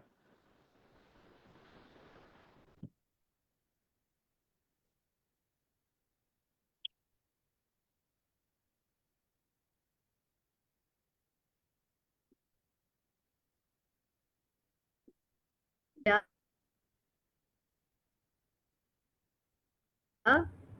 Please express your feelings. Oh, okay. I'm deeply humble and honored to receive the award. And I think this recognition inspired me to continue and contributing towards building a smart economy through the global platform. I thanks to Mr. Masood Rana, founder, Smart Forum. Thank you so much.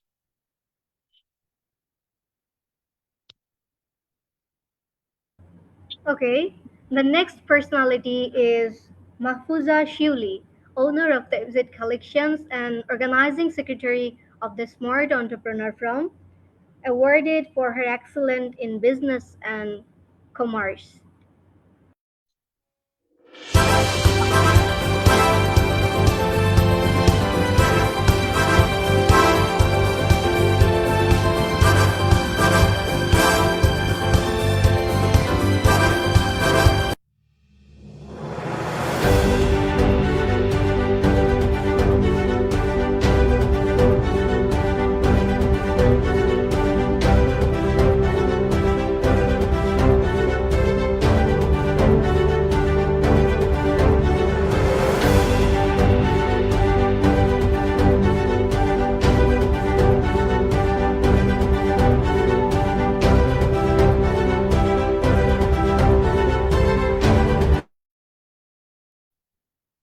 Honorable Chief Guest, Mr. David H.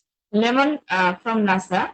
Special guest, the global icon from Greece, Dr. Rania Lempu. And our esteemed special guest, Nobel laureate Professor Dr. Hussein Magdu.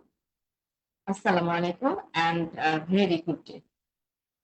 I am deeply honored to receive the Excellence in Business and Commerce award today. Receiving this from such legendary personalities is the greatest milestone of my life. Thank you.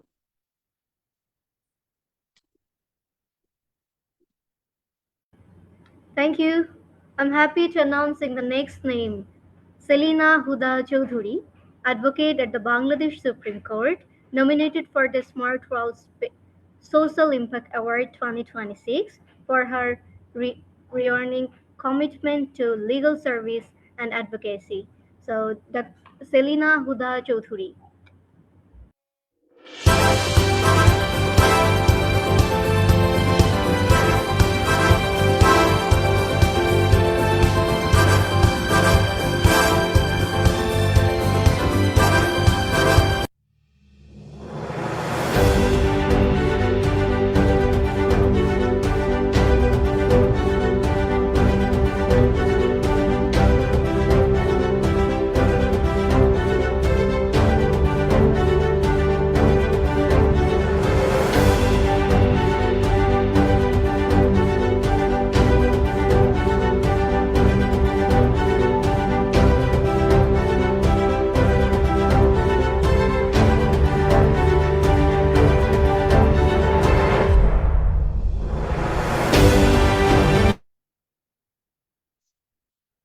Thank you very much. Respected Chief Guest and keynote speaker, David H. Rahman, respected President Kamar Abjaliza, President Smart World Partnership Forum, respected special guest, Dr. Rania Lampo, Ministry of Education, Religious Affairs and Sports, Greece, and respected special guest, Nobel laureate Hassan Magdoum. Especially thanks to Mr. Muhammad Masood Rana, founder and CEO, Smart Partnership Forum.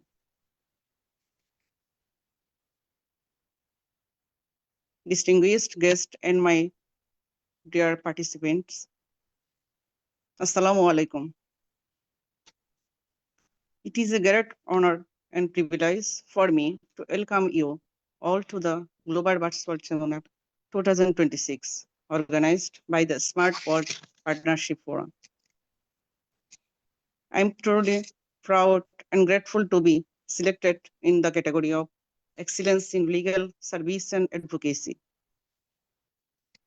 This recognition motivates me to continue working for justice, fairness, and legal awareness in our society.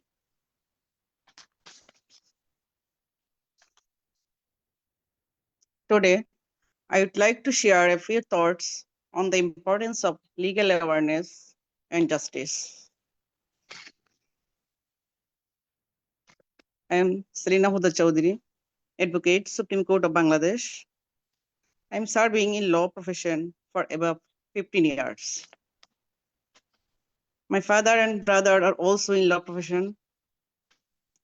Especially, I work for women and children oppressing in family matters, also civil and criminal matters. I tried my best to help poor and helpless women in court to operate their cases. At last, especially thanks to Mr. Muhammad Masood Rana, founder and CEO, for giving me opportunity to join this program. Thanks all. Assalamu alaikum. Thank you very much.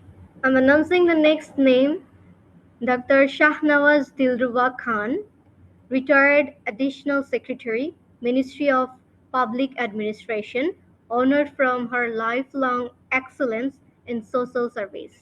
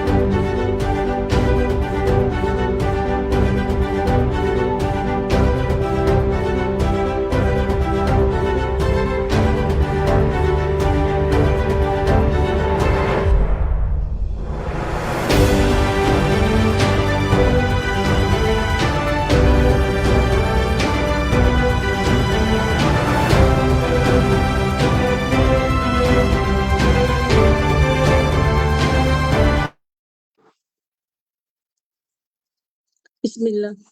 Bismillahirrahmanirrahim. Distinguished chief guests, respected special guests, honorable organizers, and dear attendees. Assalamu alaikum and good evening. Before going to express my feelings, I would like to express my gratitude and thanks to the three presenters for their excellent presentation. Of course, we can learn many things from their presentation about the leadership and about the digital transformation. Of course, their presentation enriched our knowledge and skill. So I would like to express to them my gratitude and thanks. And I would like to special thanks to the organizers for giving our this chance to come up with their legendary people, and we come in this event. So I want to special thanks to the organizers. I am deeply honored and truly humbled to nominate the Smart World Social Impact Award 2026 for social service. This recognition is not just mine alone. It belongs to every individual who has supported, inspired, and worked alongside me in this journey. Working for the community has never been about recognition. It has always been about responsibility, compassion, and a commitment to making a positive difference in people's lives. Seeing these smiles, the hope, and the small changes we can bring, these are the real rewards. At this moment, I can share my activities in front of you.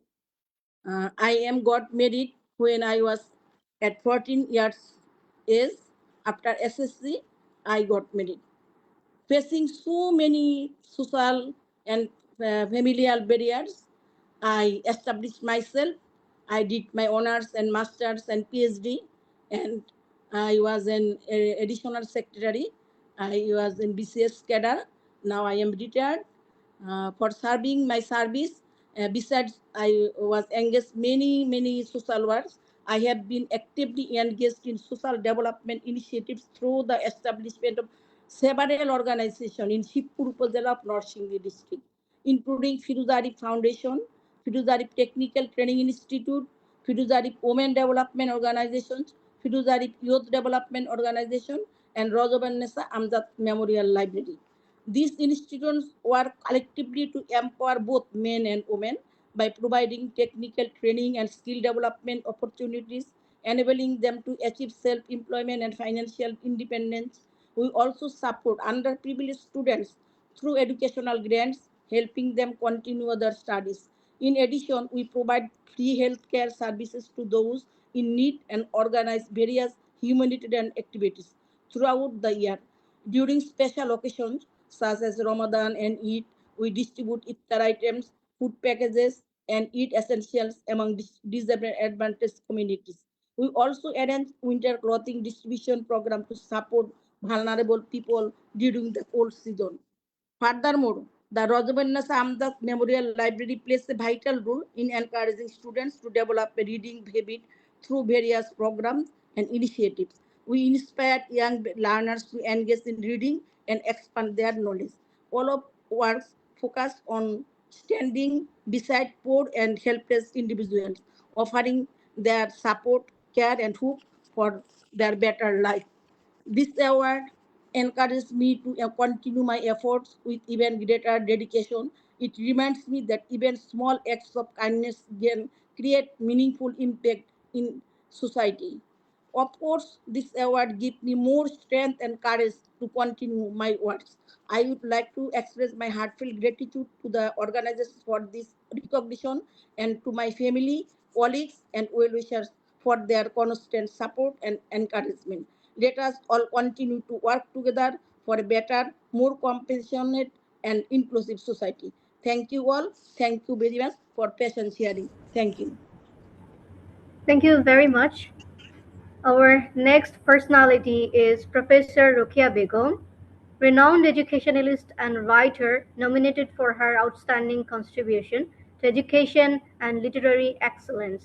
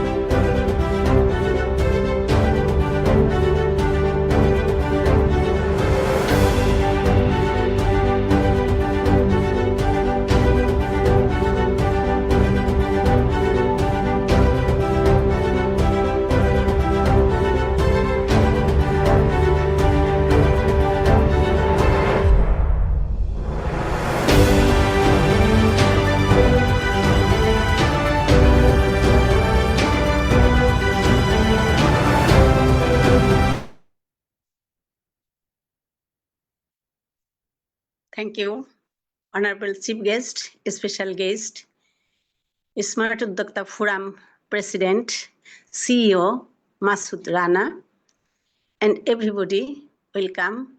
And I would like to thanks to all. Smart World Partnership Forum by the nominated me as a educationist and writer. So I am very happy and grateful to Smart World Partnership Forum. I would like to say something about myself, activities, and about Smart Udyokta Forum. I would like to say, as a writer, I have books. Literary poems are River in the Heart, In Blood Date, Down of Golden Light, and Not Well. In this context is usually means emotional distress or a lack of mental peace rather than physical illness.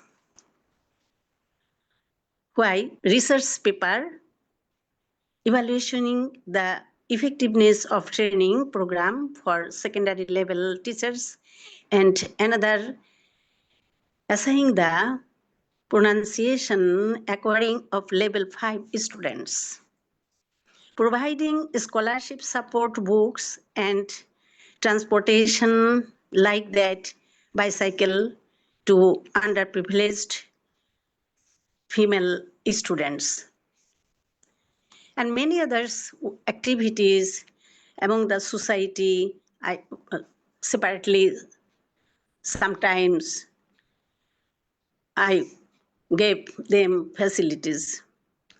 I think education is not merely literacy. It is primary tool for marginalized people to break free from the cycle of poverty. because I am not a professor, but I am also at the same time teacher educator. So I think, always I thinking that teacher, how can teach in the classroom properly, nicely, correctly, methodically. So I thought inclusive education and technical education, vocational education is must be important and significant for the mass people, for the student and future generation.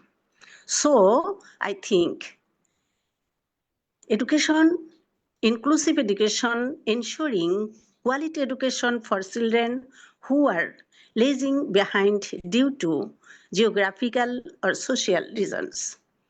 Technical and vocational education and training, providing hands-on practical skills alongside general education, which creates direct employment opportunities. Digital literacy, introducing marginalized communities to technology in this modern era to ensure they have equal access to information and services. That means life skill-based education. Economic empowerment, the key to self-reliance. Education for earning. True empowerment occurs when education is geared toward generating income. Microfinance and financial inclusion, access to easy term and loan and banking services plays a vital role in creating grassroots entrepreneurs, especially among women. Market leakage, establishing systems so that marginal producers can connect it directly with larger markets. Entrepreneurship development, providing training for cottage industries or small-scale agro-based businessmen. And I thought that we can reach the future generation will be enriched their life. Thank you so much. Thanks to all.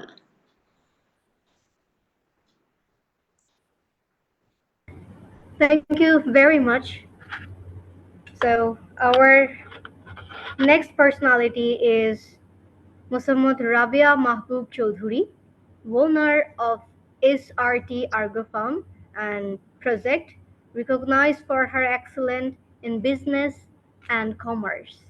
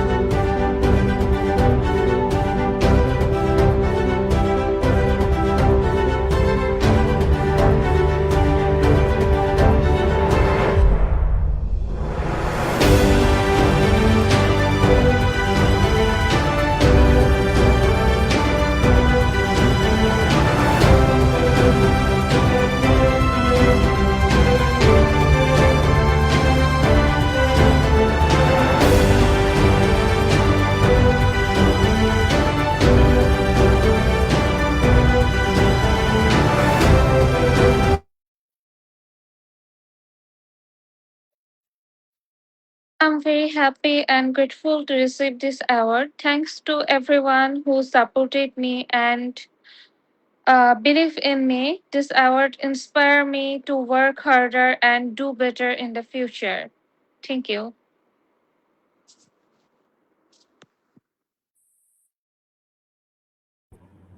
Thank you very much. So next, Obaida Begum, owner of Shok Theke Shop, awarded for her excellence in business and commerce.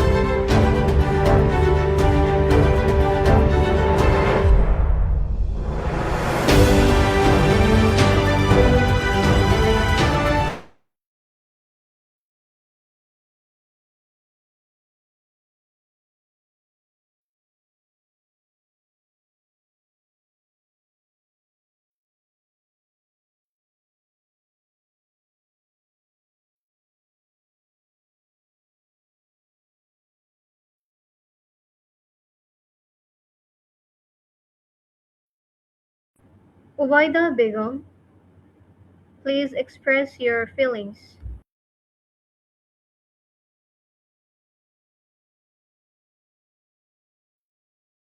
Okay, I'm gonna announce the next name. Rotanian Advocate Alia Begum Laki, Chairman of Peach and Love Department Society, PLDS, owner of Her Excellence in Legal Service and Advocacy.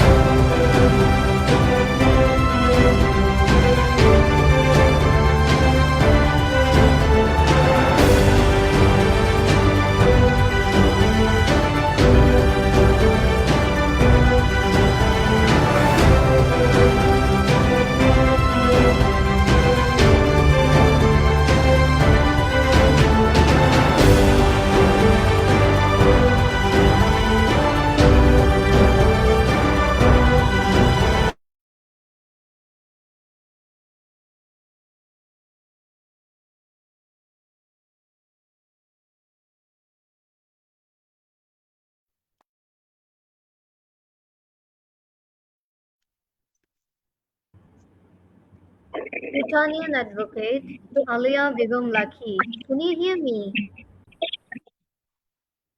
I am Rotarian Advocate Ale Begum Laki, Chairman Peach and Love Development Society.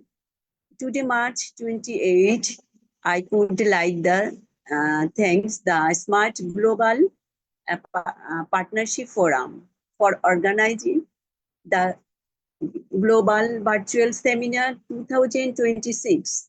Today, I would like to express my gratitude for giving me the Smart World Impact Award 2026. Our organization is calling Peach and Love Development Society, PLDS.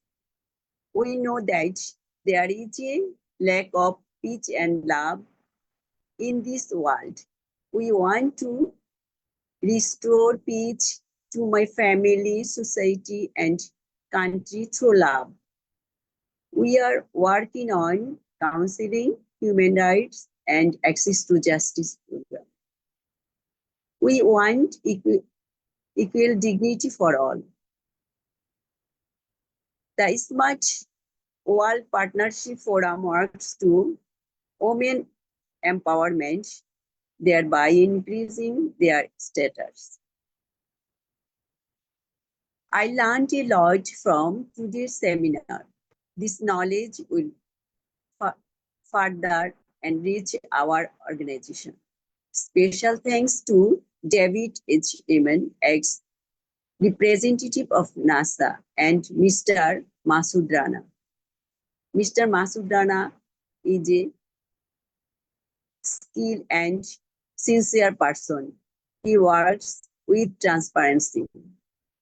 Lastly, we shall overcome some days. We shall overcome some days. Thank you for listening to me. Thank you for all. Thank you very much for your kind information. I want to say that this program is being broadcasted live on social media like Facebook, YouTube, and so on. So, everyone, be prepared. Uh, I'm gonna announce a name. Obaida Begum, heard your speech.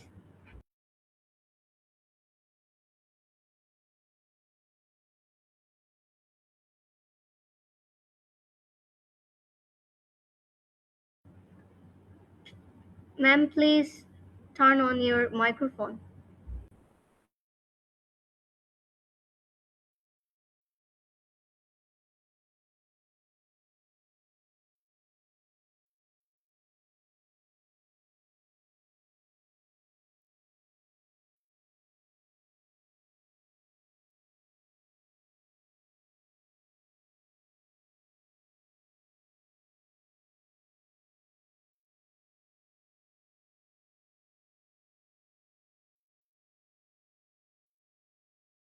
Obaida Begum, we cannot hear you.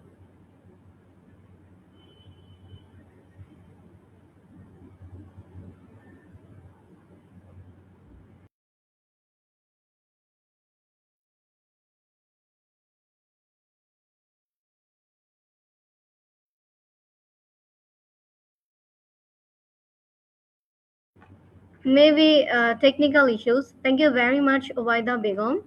So I'm gonna announce the next name, Salma Sultana from Bangladesh, teacher at Model Academy, nominated for her excellence in education and literacy.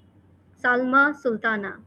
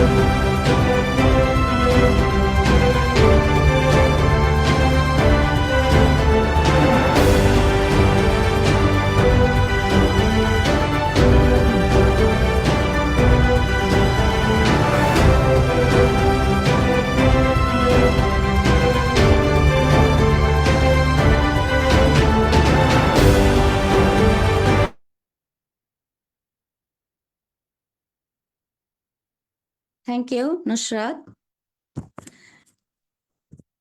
Respected chief guest David H. Lehman, Honorable Special Guest Dr. Rania Lempo, and Professor Dr. Husnain Mugdam. The President, Kamar Habja Liza, and expected guest. Assalamu alaikum. Good morning, good afternoon, good evening to everyone.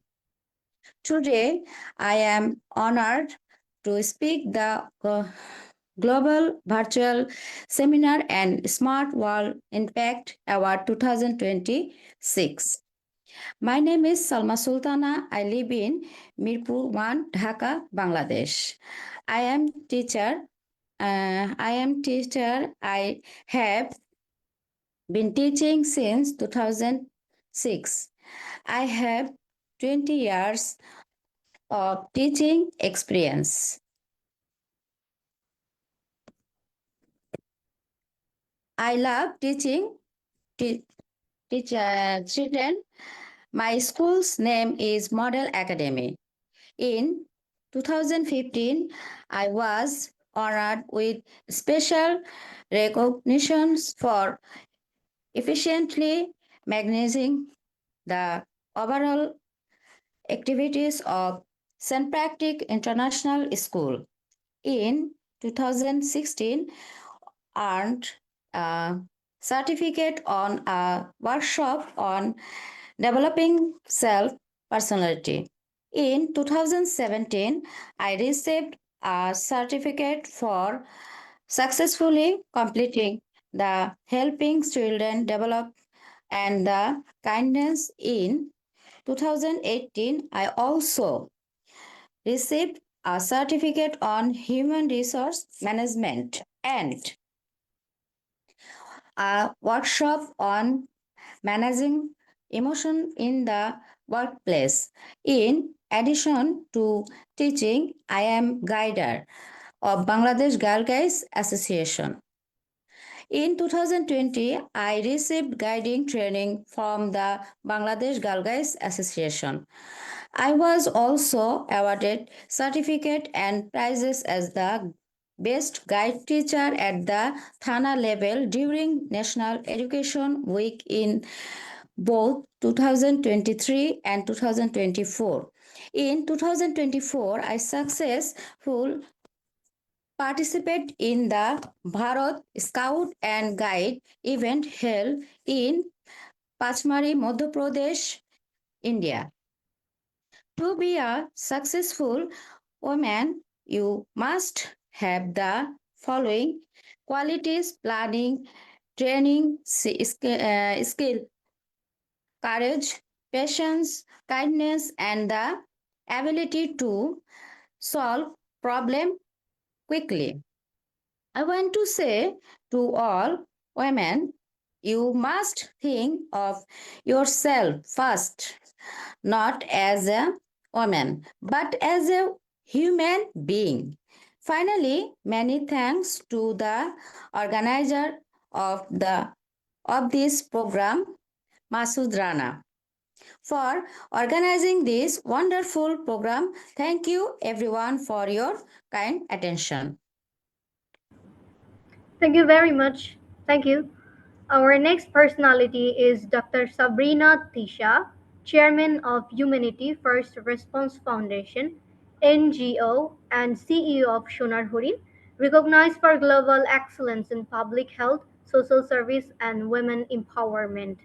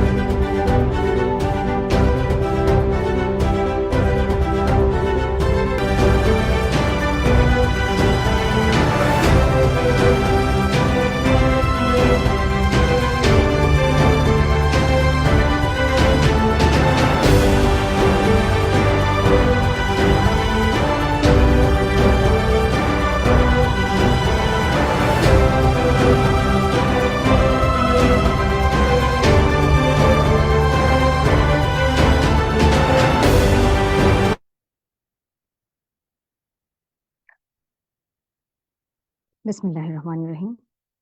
Good morning, good afternoon, and good evening to everyone. I'm truly honored to stand before these distinguished international guests. David H. Lehman, our chief guest, our special guest, Professor Dr. Husnain Maktoum, and Dr. Rania Lempo, and the organizer, Mr. Masud Rana, Uparjon Mart, and Exit Collection. Thank you for inviting me of this excellent award.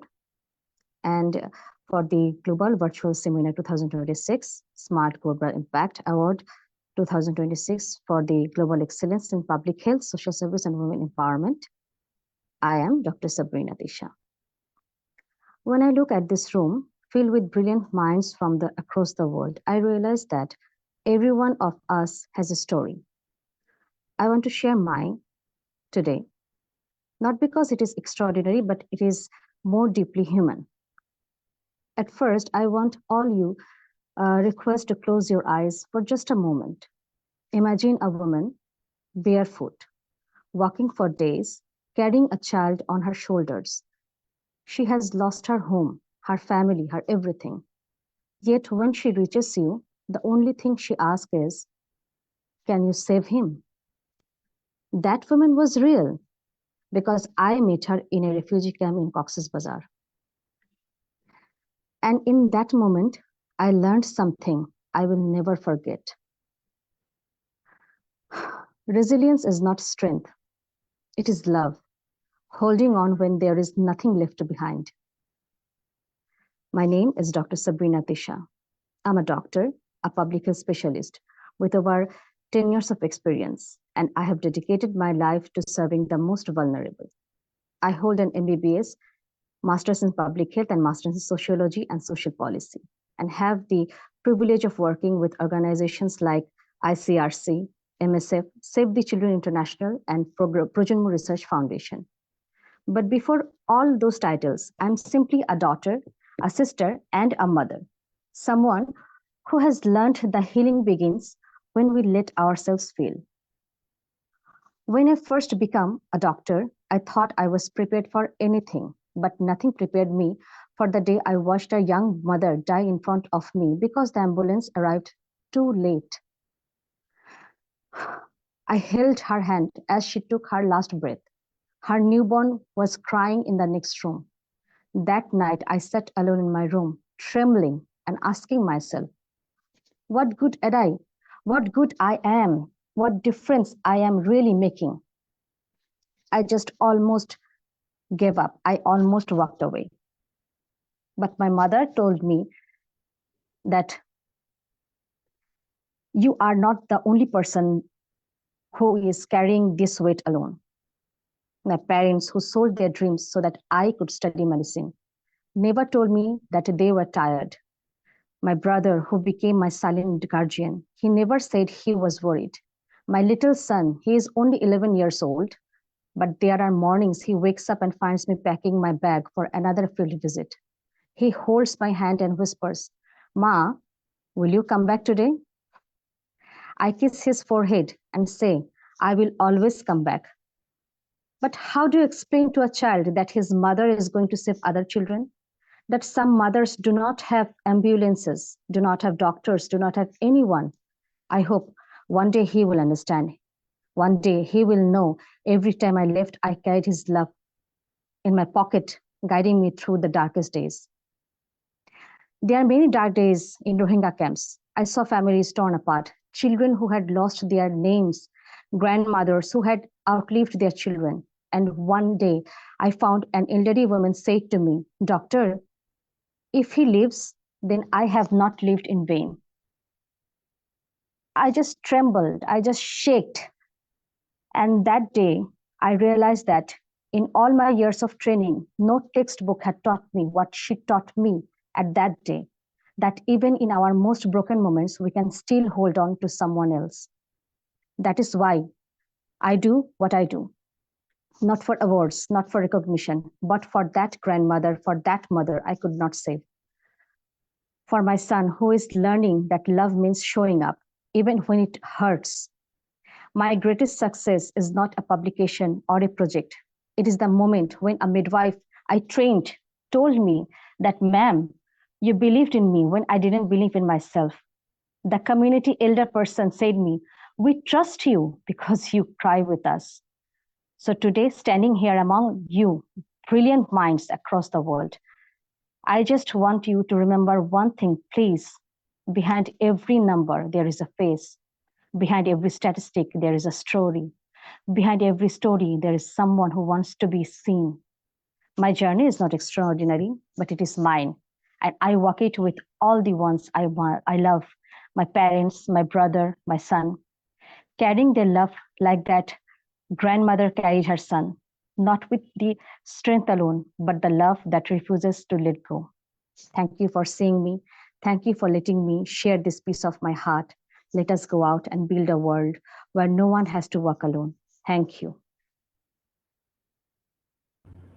Thank you very much. Announcing the last name of the awardist. Dr. Mustaria Ahmed Pinky, owner of Lighthouse Cafe and Restaurant, awarded for her excellence in business and commerce.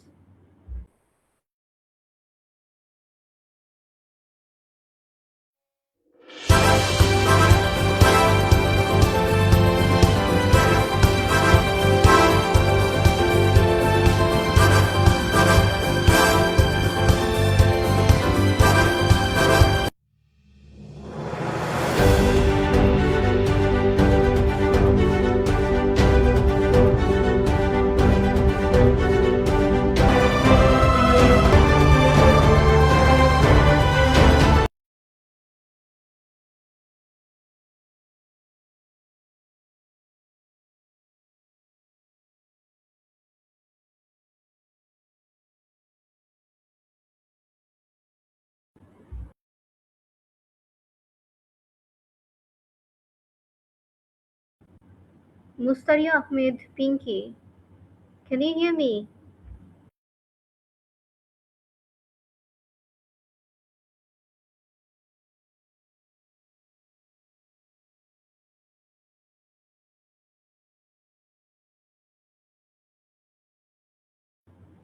Okay, so international award presentation winner from Nepal. So distinguished guest, our celebration of excellence now travels to the beautiful land of the Himalaya, and that is Nepal.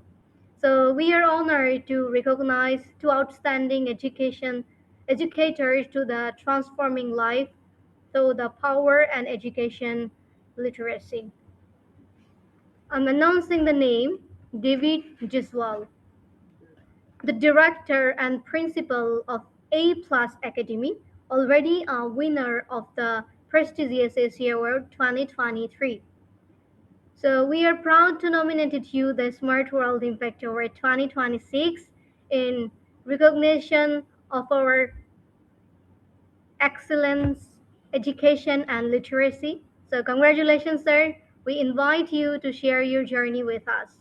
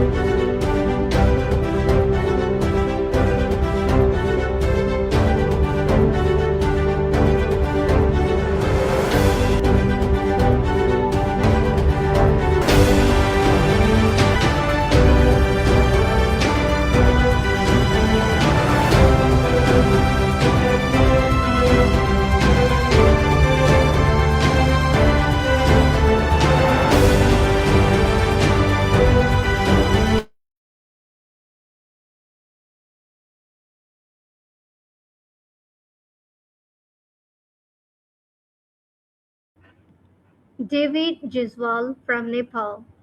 Please express your feelings.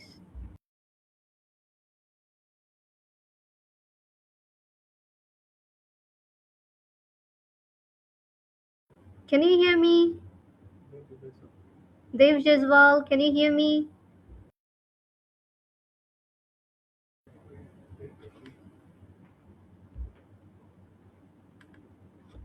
Okay, I'm gonna announcing the next name, Kishan Kumar Shah, a computer teacher at Creative City Montessori School, Nepal.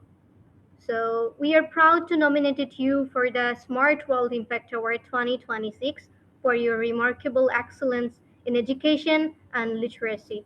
Your dedication to digital education is truly inspiring. Congratulations. So the floor is yours.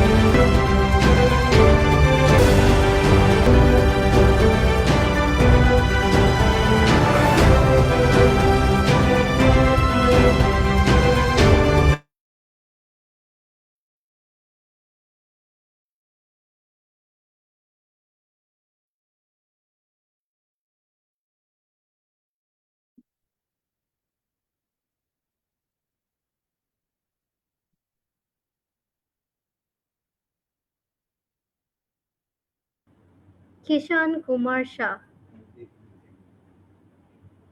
Kishan Kumar Shah, can you hear me? Yes, I'm hearing. Okay, so please express your feelings. Thank you, the organizer team and presented everyone here. I glad very thankful to everyone for getting the award.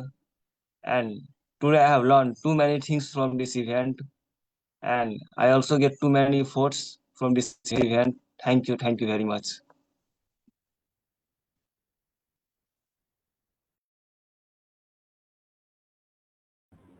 Thank you. Thank you for your valuable contribution from Nepal to our global community. So, in the national award presentation, winner from India.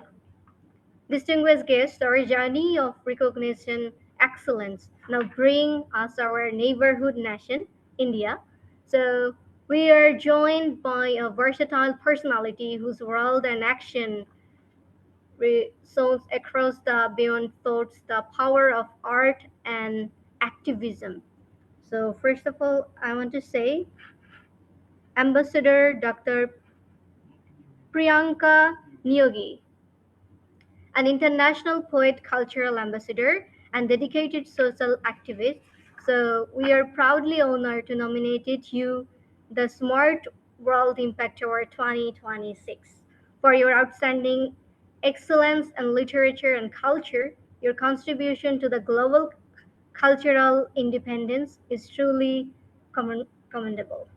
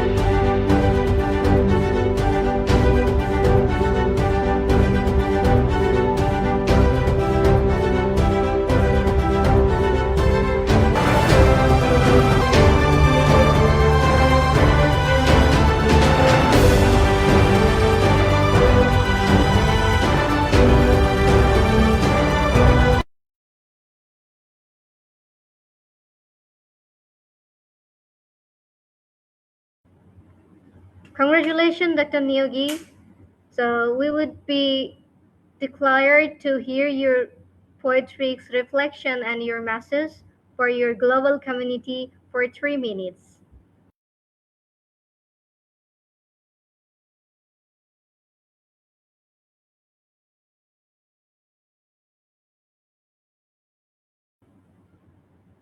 Dr. Nyogi, can you hear me?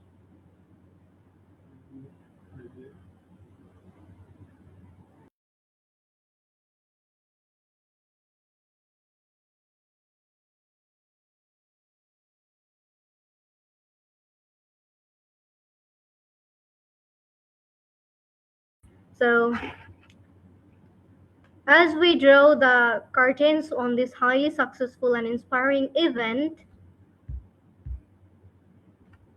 I feel proud sense of gratitude today. We have witnessed the conference for wisdom from the cosmos of NASA to the classroom of Nepal.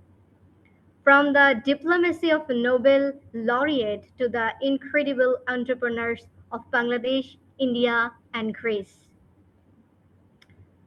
On behalf of the Smart World Partnership Forum, I extend myself heartfelt thanks to our chief guest, our distinguished special guest, and most importantly, our Smart World Impact Award 2026 winners.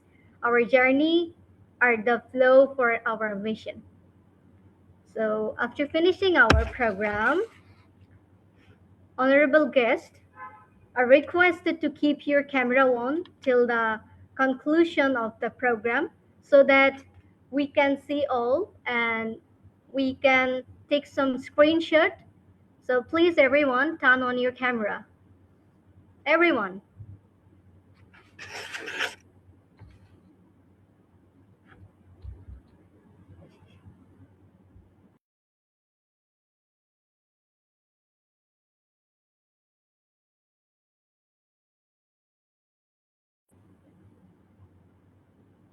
Masood Rana brother, please take a screenshot. Please, big hand, please.